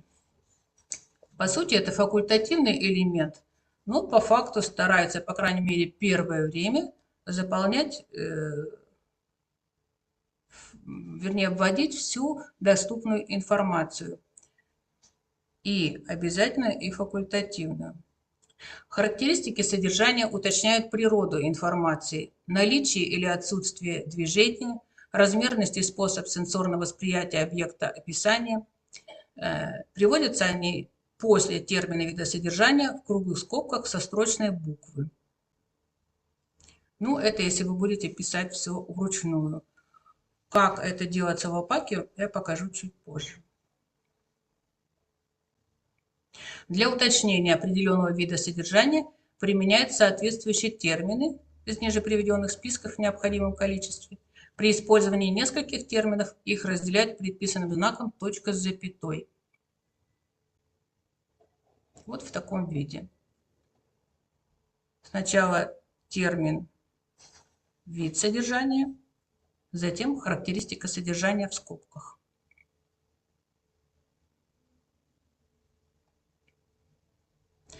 Термины характеристики содержания приводят в грамматическом согласовании с терминами, обозначающими вид содержания. Изображение, картографическое, неподвижное, двухмерное, визуальное. В то же время предмет, мужской род, картографический, визуальный. Окончание меняется.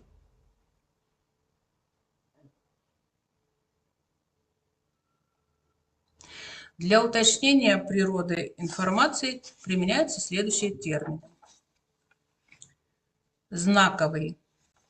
Для характеристики содержания, представляющего определенную знаковую систему выражения художественного содержания, предназначенного для зрительного восприятия.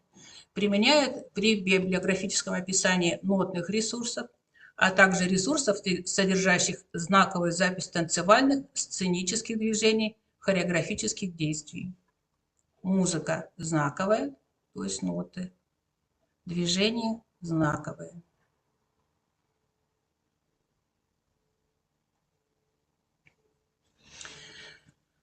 Термин «исполнительский» применяется для характеристики содержания, выраженного в слышимой или видимой форме в определенное время и записанного в ресурсе. Применяет при библиографическом описании ресурсов, содержащих записанное исполнение музыки, в том числе компьютерной, литературно-художественных произведений или сценических действий. Музыка исполнительская, устная речь исполнительская, изображение исполнительское. Термин картографический применяется для характеристики содержания, представляющего всю поверхность или часть поверхности Земли, другого небесного тела и так далее в любом масштабе. Применяют при библиографическом описании картографических ресурсов, карт, атласов, глобусов, моделей рельефа и тому подобное. Видите, изображение картографическое, текст. Это, скорее всего, атлас. Либо предмет картографический. Как правило, это глобус. Термин «визуальный» применяется для характеристики содержания, предназначенного для восприятия с помощью органов зрения. Движение исполнительское, визуальное. Музыка знаковая, визуальная. Термин «вкусовой» применяется для характеристики содержания, предназначенного для восприятия с помощью органов вкуса. Вот мы с коллегами вчера совещались, пытались найти пример такого предмета, честно говоря, не придумали. Ну, я не знаю, может, какой-нибудь музей шоколадных конфет, и каждую конфетку нужно описать отдельно. Вот в этом случае будет предмет вкусовой. Термин «обонятельный» для характеристики содержания, предназначенного для восприятия с помощью органов обоняния. Предмет обонятельный. Ну, это могут быть какие-то духи, да, образцы запахов. Слуховой. Термин применяется для характеристики содержания, предназначенного для восприятия с помощью органов слуха. Тактильный. Термин применяется для характеристики содержания, предназначенного для восприятия с помощью органов осязания. Специальные карты для незрячих, например. Изображение картографическое, неподвижное, двухмерное, тактильное. Либо текст тактильный. Музыка знаковая, тактильная. Ноты специальным тактильным шрифтом. Для указания наличия и отсутствия движения применяются следующие термины. Движущиеся для изображения, воспринимаемого в движении посредством быстрой смены изображений, то есть видео. Видео либо фильмы, кинофильмы. И неподвижное для изображения, воспринимаемого как статичное. Ну, это все изображения, которые нам привычны. Какие-то иллюстрации в книгах, картины, афиши и прочие изображения. Для указания размерности в ресурсе с видом содержания изображения и только для них применяются следующие термины. Двухмерные для изображения, воспринимаемого в двух измерениях, то есть плоское, и трехмерные для изображения, воспринимаемого в трех измерениях. Мы говорили, какие-то рельефные карты, что-то вот такое. Ну, там было бы изображение неподвижное, трехмерное. Но здесь у нас какой-то трехмерный фильм. Не знаю, как его сделали, как этого добились, но в описании вот такой пример есть. Изображение движущееся трехмерное. Средства доступа. Также условно обязательный элемент характеризует возможности хранения, использования или передачи содержания ресурса как с помощью специализированных устройств аппаратов, так и без них. То есть, каким образом мы можем использовать наш ресурс. Средства доступа, вы видите, могут быть аудио, видео, микроскопическая, микроформа, непосредственно проекционная, стереографическая, электронная. Рассмотрим их подробнее. Термин «аудио» используют для ресурсов, содержание которого доступно с помощью звукопроигрывающих устройств, то есть какие-то аудиодиски, либо аудиокассеты. Термин «видео» используют для ресурсов, содержание которого доступно с помощью видеопроигрывающих устройств, музыка исполнительская, видео, то есть какая-то видеозапись концерта. Термин «микроскопическое» используют для ресурсов, содержание которых доступно с помощью микроскопа. Термин «микроформа» используют для ресурсов, содержание которых доступно с помощью устройств для чтения, микрофильмов и микрофиш. Термин «непосредственное» используют для ресурсов, содержание которых доступно для использования или восприятия без специализированного устройства, непосредственно органами чувств человека. Текст визуально непосредственный. Вы видели, у нас в АПАКе для книг именно эта форма приведена в 203 поле. Текст визуальный непосредственный. Термин «проекционное» используют для ресурсов, содержание которых доступно с помощью проекционного оборудования, кино- либо диапроектора или проекционного аппарата.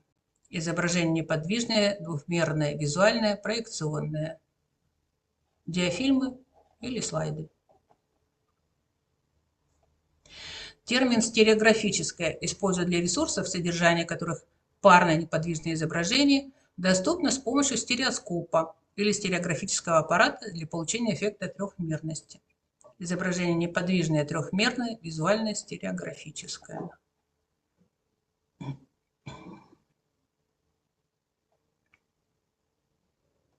Термин «электронное» используют для ресурсов, содержание которых доступно с помощью компьютера.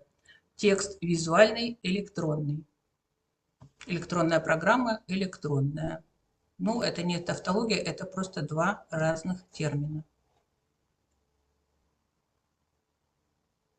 Для ресурса, средства доступа к которому возможность обозначить вышеназванными терминами отсутствует, приводят обозначение другое средство доступа.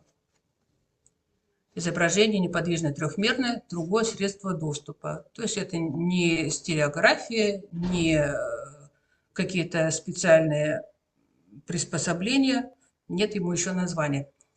Для чего это сделано? Техника движется вперед, ГОСТ каждые полгода переделывать не будут, придумают какое-то другое средство доступа, и для него уже будет готовый термин, который можно будет использовать.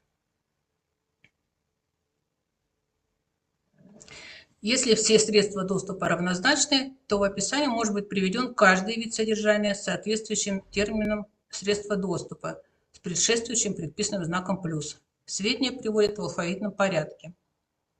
Ну вот пример комбинированного издания, включающего DVD-ROM и печатную книгу.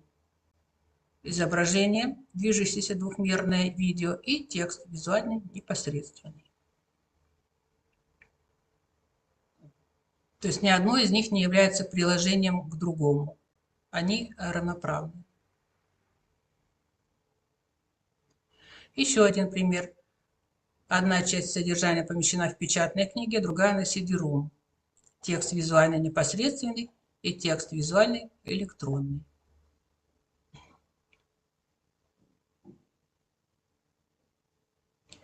Если для ресурса, использование которого возможно с помощью различных средств доступа, одно из средств является преобладающим, то вначале указывают его термин, а затем менее значимого. Текст визуально-электронный непосредственный. Примером является комбинированное издание, включающее CD-ROM, на котором содержится основное произведение, и брошюра с инструктивными материалами. И поскольку они оба текст визуальный, то средство доступа перечисляется, видите, после двоеточия. Первое средство доступа электронный, второе непосредственный.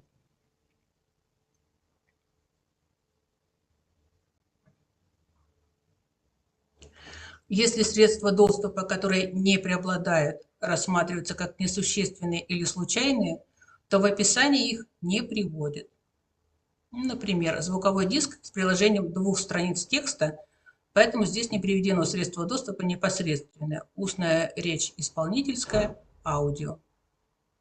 Слов текста непосредственных нет.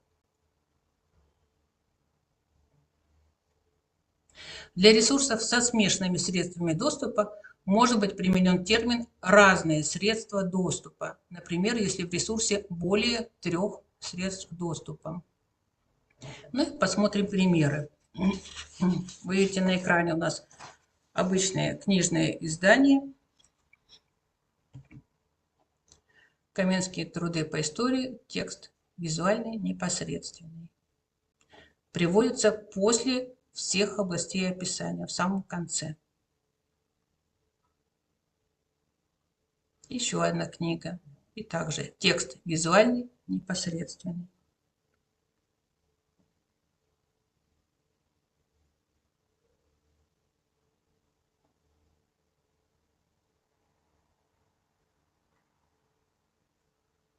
Патент. Раньше у нас было в $200 под поле Б. Там было написано нормативные какие-то сведения, что-то такое. Теперь это все приравнивается тоже к тексту. В конце идет у нас текст визуальный, непосредственный. То есть конкретно вид, характер, содержание, средства доступа. Нотное издание.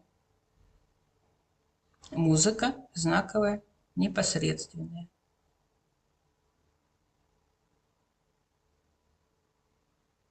Картографическое издание. Изображение картографическое, неподвижное, двухмерное, непосредственное. То есть печатная карта.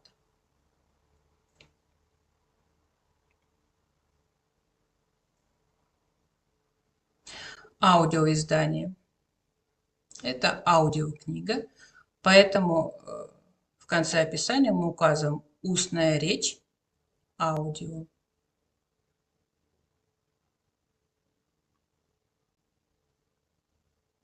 Если запись музыкальная, термины выбираем другие. Музыка, исполнительская, аудио.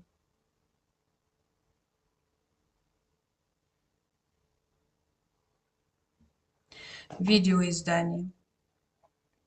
Изображение, движущееся, двухмерное видео.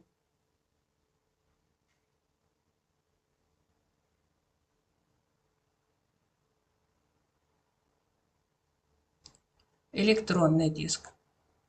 По содержанию текст, изображение, устная речь, электронные.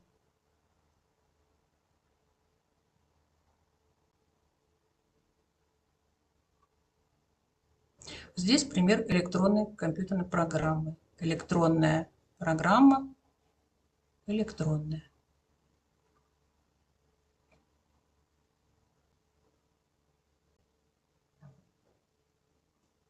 Сайт в сети интернет. Текст электронный, то есть по содержанию.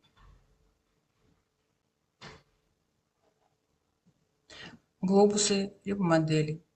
Видите, модель плечевого сустава, предмет непосредственный. То есть предмет мы можем видеть и осязать органами чувств своими человеческими, без каких-либо специальных аппаратов. Глобус Луны. Также предмет непосредственный. Настольные игры. Игра, предмет непосредственный.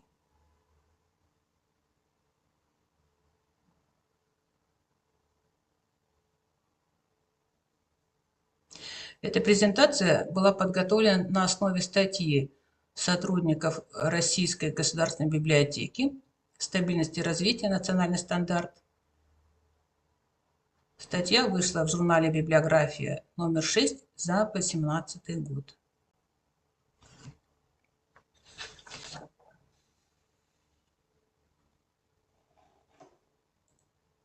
Ну и сейчас мы с вами посмотрим, как выглядят эти термины в программе АПАК. Например, для книги у нас вид, содержание, текст, характеристика визуальная и средства доступа непосредственные. Видите, у нас разные подполя. Вид содержания в 203 поле $А, характеристика содержания $Б и доступ $С. По умолчанию для книг, вы видите, у нас уже все заполнено, текст визуальный непосредственный. Если у нас не книга, либо у нас по умолчанию ничего не заполнено. Открываем справочник, здесь у нас все эти термины записаны. Мы можем выбрать текст, $B, вид содержания, визуальный, средства доступа, непосредственное. Для удобства некоторые термины заранее сделаны в разных родах. Средний, мужской и во множественном числе. Текст непосредственный.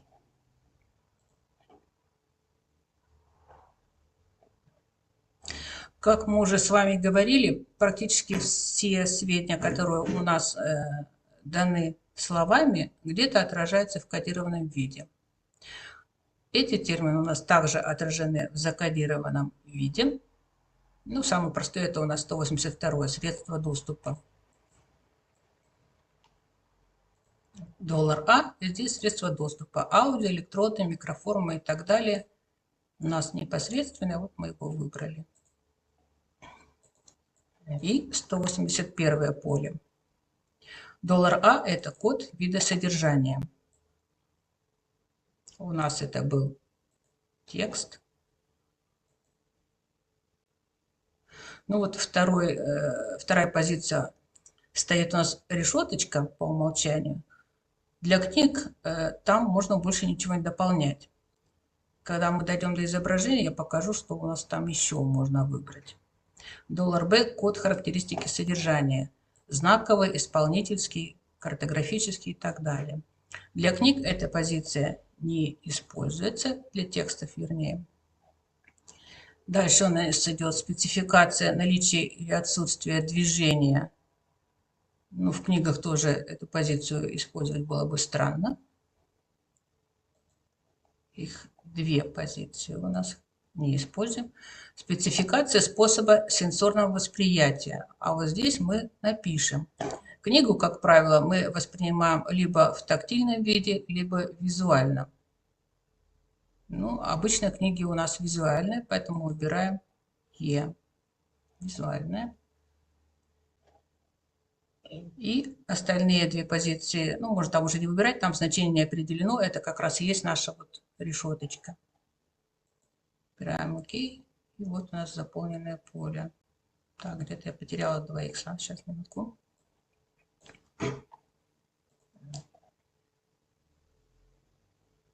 Используется. Не применяется, поскольку не является изображением, поэтому не применяется. Ну, теперь правильно. С книгами у вас здесь никаких хлопот вообще не будет, поскольку у нас эти коды стоят по умолчанию. Что касается остальных видов, давайте посмотрим. Иллюстрированные издания. Поскольку по правилам, по ГОСТу мы должны в 203 поле написать и о том, что у нас есть текст, и о том, что есть изображение. Вы видите, у нас вот в такой форме написано текст визуальный, изображение неподвижное, двухмерное, непосредственное. Соответственно, у нас и 181 полей будет 2. Первое поле для текста и второе для изображения. Для текста у нас уже было написано по умолчанию. Вот мы с вами иллюстрированные издания описываем. Поэтому нам нужно сделать второе поле 181. Мы можем его либо скопировать полностью со всеми данными внутри, либо повторить. Пустое. И заполняем. У нас иллюстрированные издания. То есть, в первую очередь, в содержании у нас имеется текст. И уже во вторую иллюстрацию. Поэтому первое 181 поле у нас коды, относящиеся к тексту. А во втором поле будут коды, относящиеся к изображению. То есть мы выбираем здесь уже B изображение. И вот здесь у нас появляется степень применимости. Вернее, она у нас уже и была. Просто для книг мы как бы по умолчанию не использовали, потому что там у нас одно 181 поле, а вот здесь мы можем уже повыбирать. То есть текст у нас большую часть воспринимает, сколько же у нас иллюстраций занимает, ну, какую-то существенную часть, преобладает, либо полностью. Ну, мы можем написать, что частично, то есть какая-то маленькая часть. Может быть, очень много иллюстраций, мы напишем тогда существенно. А можем не писать ничего. Это тоже не будет ошибкой. $B код характеристики содержания. Так, первая позиция у нас не используется, поскольку ни одна из них нам не подходит. Спецификация наличия или отсутствия движения. А вот здесь мы уже смотрим, поскольку у нас изображение, мы должны выбрать, оно движется, либо неподвижное.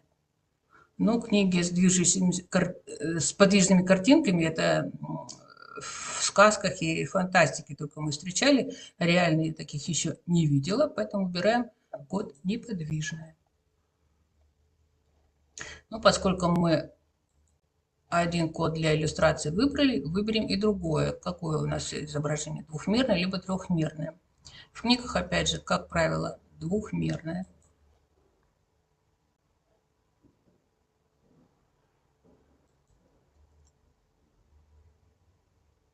Сенсорного восприятия визуальное.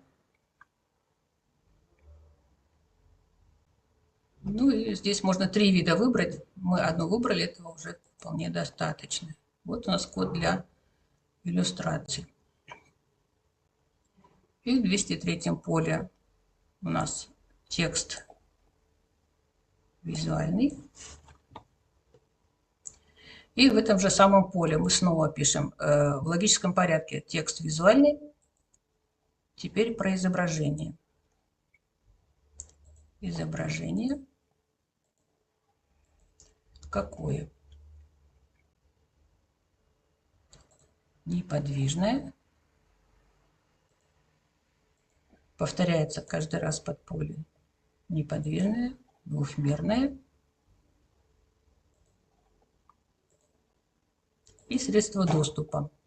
И текст, и изображение у нас непосредственные. То есть мы выбираем форму такую, непосредственные. Окей. Запомнили. При желании вы можете все это писать от руки.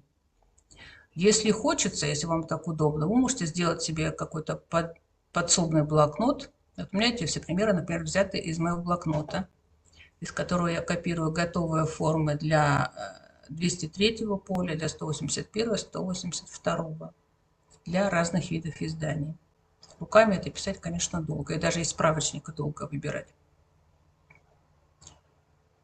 Посмотрим, какие у нас еще есть примеры. Ну вот, например, альбомы и комиксы. Видите, здесь у нас получается наоборот. Вперед вышли данные об изображении. Изображение неподвижное, двухмерное. И только потом текст. То есть в альбомах и комиксах текст вторичный. Книга и видеокурс на DVD. Ну, здесь у нас кроме красного цвета появился синий-зеленый, потому что появилось еще одно хитрое подполе $6. Это связь между полями. Когда вы разбирали многотомники, сборники, там была связь между разными описаниями целиком. Здесь только между полями. Фактически подполе $6 может применяться в любом поле для связи между какой-либо группой полей. Ну вот посмотрите. В 203 поле здесь у нас все понятно. Первое повторение – текст визуально непосредственный, то, что относится к книге. Изображение движущееся, двухмерное видео, то, что относится к видеокурсу на DVD. Как мы будем различать 181, 182? Что к чему относится? Вот здесь у нас появляется подполе $6, и мы связываем первое 181 поле с первым 182. Вот эти цифры – это номер связи по порядку. То есть мы первое поле связываем. Первое поле 181 связываем с первым полем 182. Вот они, видите, такая перекрестная ссылка получается. И обратная ссылка в 182 поле мы связываем с первым повторением 181 поля. Как у нас выглядит это в формате. Вы видите, подполе $6 у нас впереди всех остальных полей идет. Вот мы его нашли, открыли. Во-первых, мы должны указать, объяснить нашу связь. Либо это альтернативное графическое представление, когда мы, например, у нас текст на английском, потом на русском пошел. Можем разные виды названия связать между собой, либо разное написание имени автора или какого-то другого лица. Но у нас здесь другая причина для связи, поэтому код Z. Вот он у нас сразу после шестерки. Видите, везде код Z. Дальше у нас идет номер связи. Номер связи по порядку. Первая связь, вторая связь. Если бы у нас было еще там какое-то третье, не знаю, карта, например, приложена на отдельном листе, значит, было бы третье повторение 181, 182, 203 поля. И номер связи был бы, соответственно, 01, 02, 03. По порядку, чтобы их можно было объединить между собой. Вот мы выбрали номер поля и пошли дальше, дальше, дальше. Ну, я, правда, не уверена, что когда-то будет такое описание, что, ну, прям 99 таких связей будет. Но, знаете, разработчики всегда по максимуму закладывают в свои программы, чтобы не нужно было 40 раз переделывать. И дальше у нас идет метка связанного поля, то есть номер поля, с которым мы связываем нашу запись. Здесь они все по порядку тоже. Вот мы хотим связать со 182 полем. Вы видите, мы заполнили метка под полем, причина связи, номер связи, номер поля, с которым мы связываем. И дальше уже, собственно, сведения. Здесь у нас в начале текст, потом иллюстрации. Текст непосредственный, иллюстрации, видео. Из-за издания. Ну, здесь у нас таких сложностей не предвидится. Одно 181 поле, одно 182 и 203 поле. Изображение неподвижное, двухмерное, непосредственное. Что у нас относится к изданиям? Какие-то отдельные листовые издания. Не знаю, плакаты, афиши, какие-то меню, репродукции, отдельные открытки. Это из-за издания. Аудиоиздание. Ну, здесь, смотрите, еще проще. Тут $B даже не заполняется, поскольку тут по умолчанию как бы понятно, что у нас вид издания, ну, в нашем случае это устная речь. Устная речь у нас какая может быть? Она не может быть знаковой, исполнительской, картографической. То есть нам вот эти все остальные сведения здесь в принципе не нужны. Поэтому заполняется только подполе $A. И в 182 поле $A аудио. Мы выбираем код.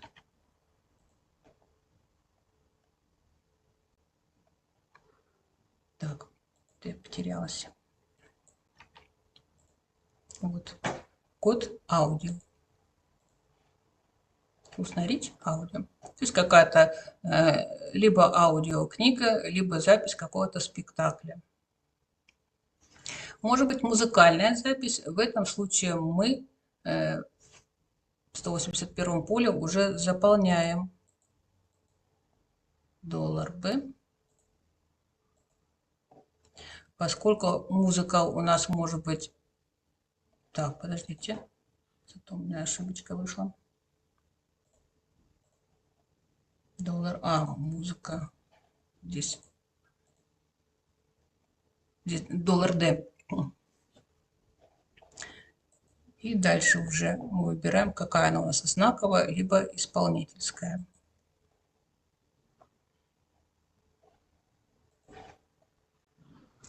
Видеоиздание. Также мы выбираем изображение, движущееся, двухмерное и 182 видео.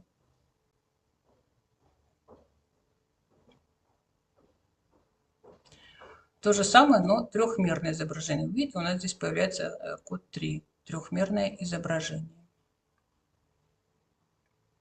Электронные книги. Ну, здесь тоже очень коротко и просто. 181 поле код текст, 182 код электронный.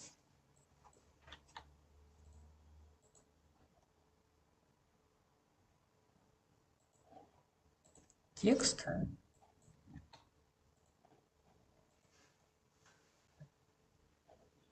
Электронный.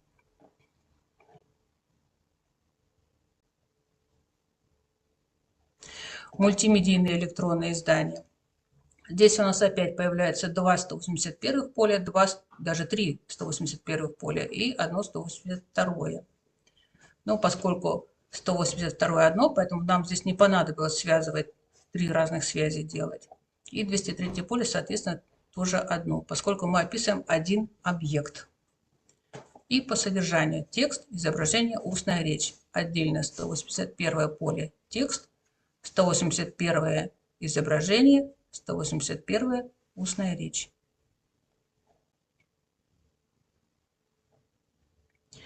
Компьютерные программы. То же самое. В 181 поле выбрали электронная программа. В 182 электронные. То есть по факту логично вначале заполнить 203 поле, так как мы понимаем содержание нашего документа, и затем уже отталкиваясь от того, как мы заполнили 203 поле, заполнять 181 и 182. Картографическое издание. Опять у нас изображение, картографическое, неподвижное, двухмерное, непосредственное.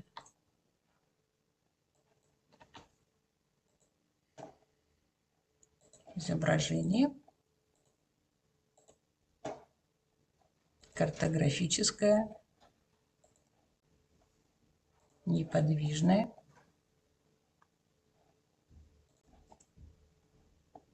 двухмерное.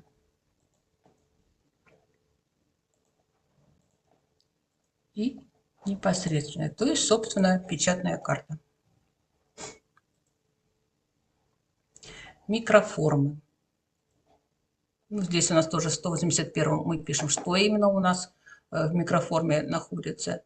У нас здесь текст и вид доступа. Микроформа. Нотное издание. Музыка знаковая, визуальная, непосредственная.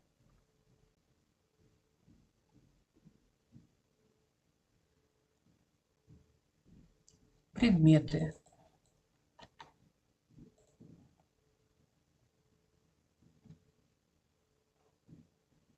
Вот у нас предмет. Предмет непосредственный. Ну, в общем и целом мы нашу тему с вами рассмотрели. Вопросы вы можете задавать мне вот по этому адресу. И сейчас я вам покажу, где же можно ознакомиться с самим ГОСТом.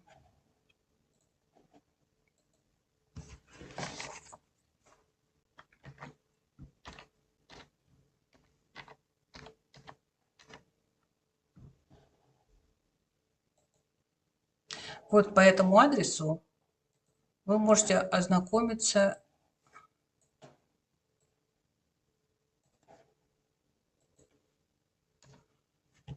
с методическими материалами Центра Либнет.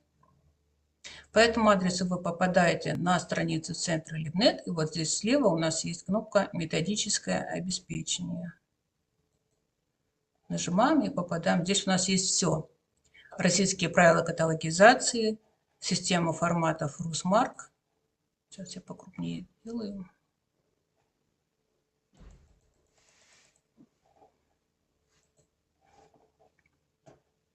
Здесь же ГОСТы, авторитетные файлы, справочники и так далее. Открываем ГОСТы.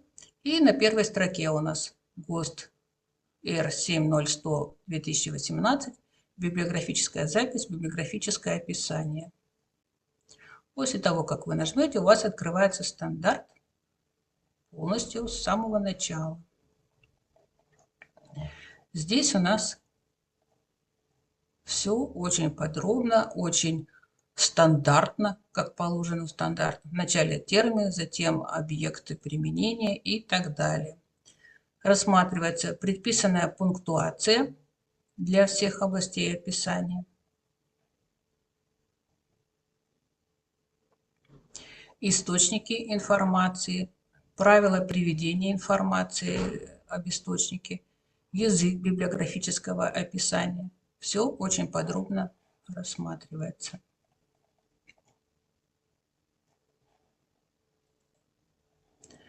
В самом конце приведены примеры разных видов документов в описании, так как они должны у нас выглядеть на каталожной карточке, либо на экране компьютера.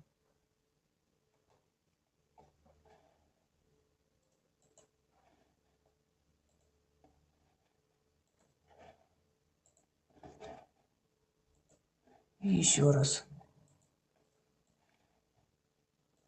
Это адрес центра Либнет, это адрес моей электронной почты.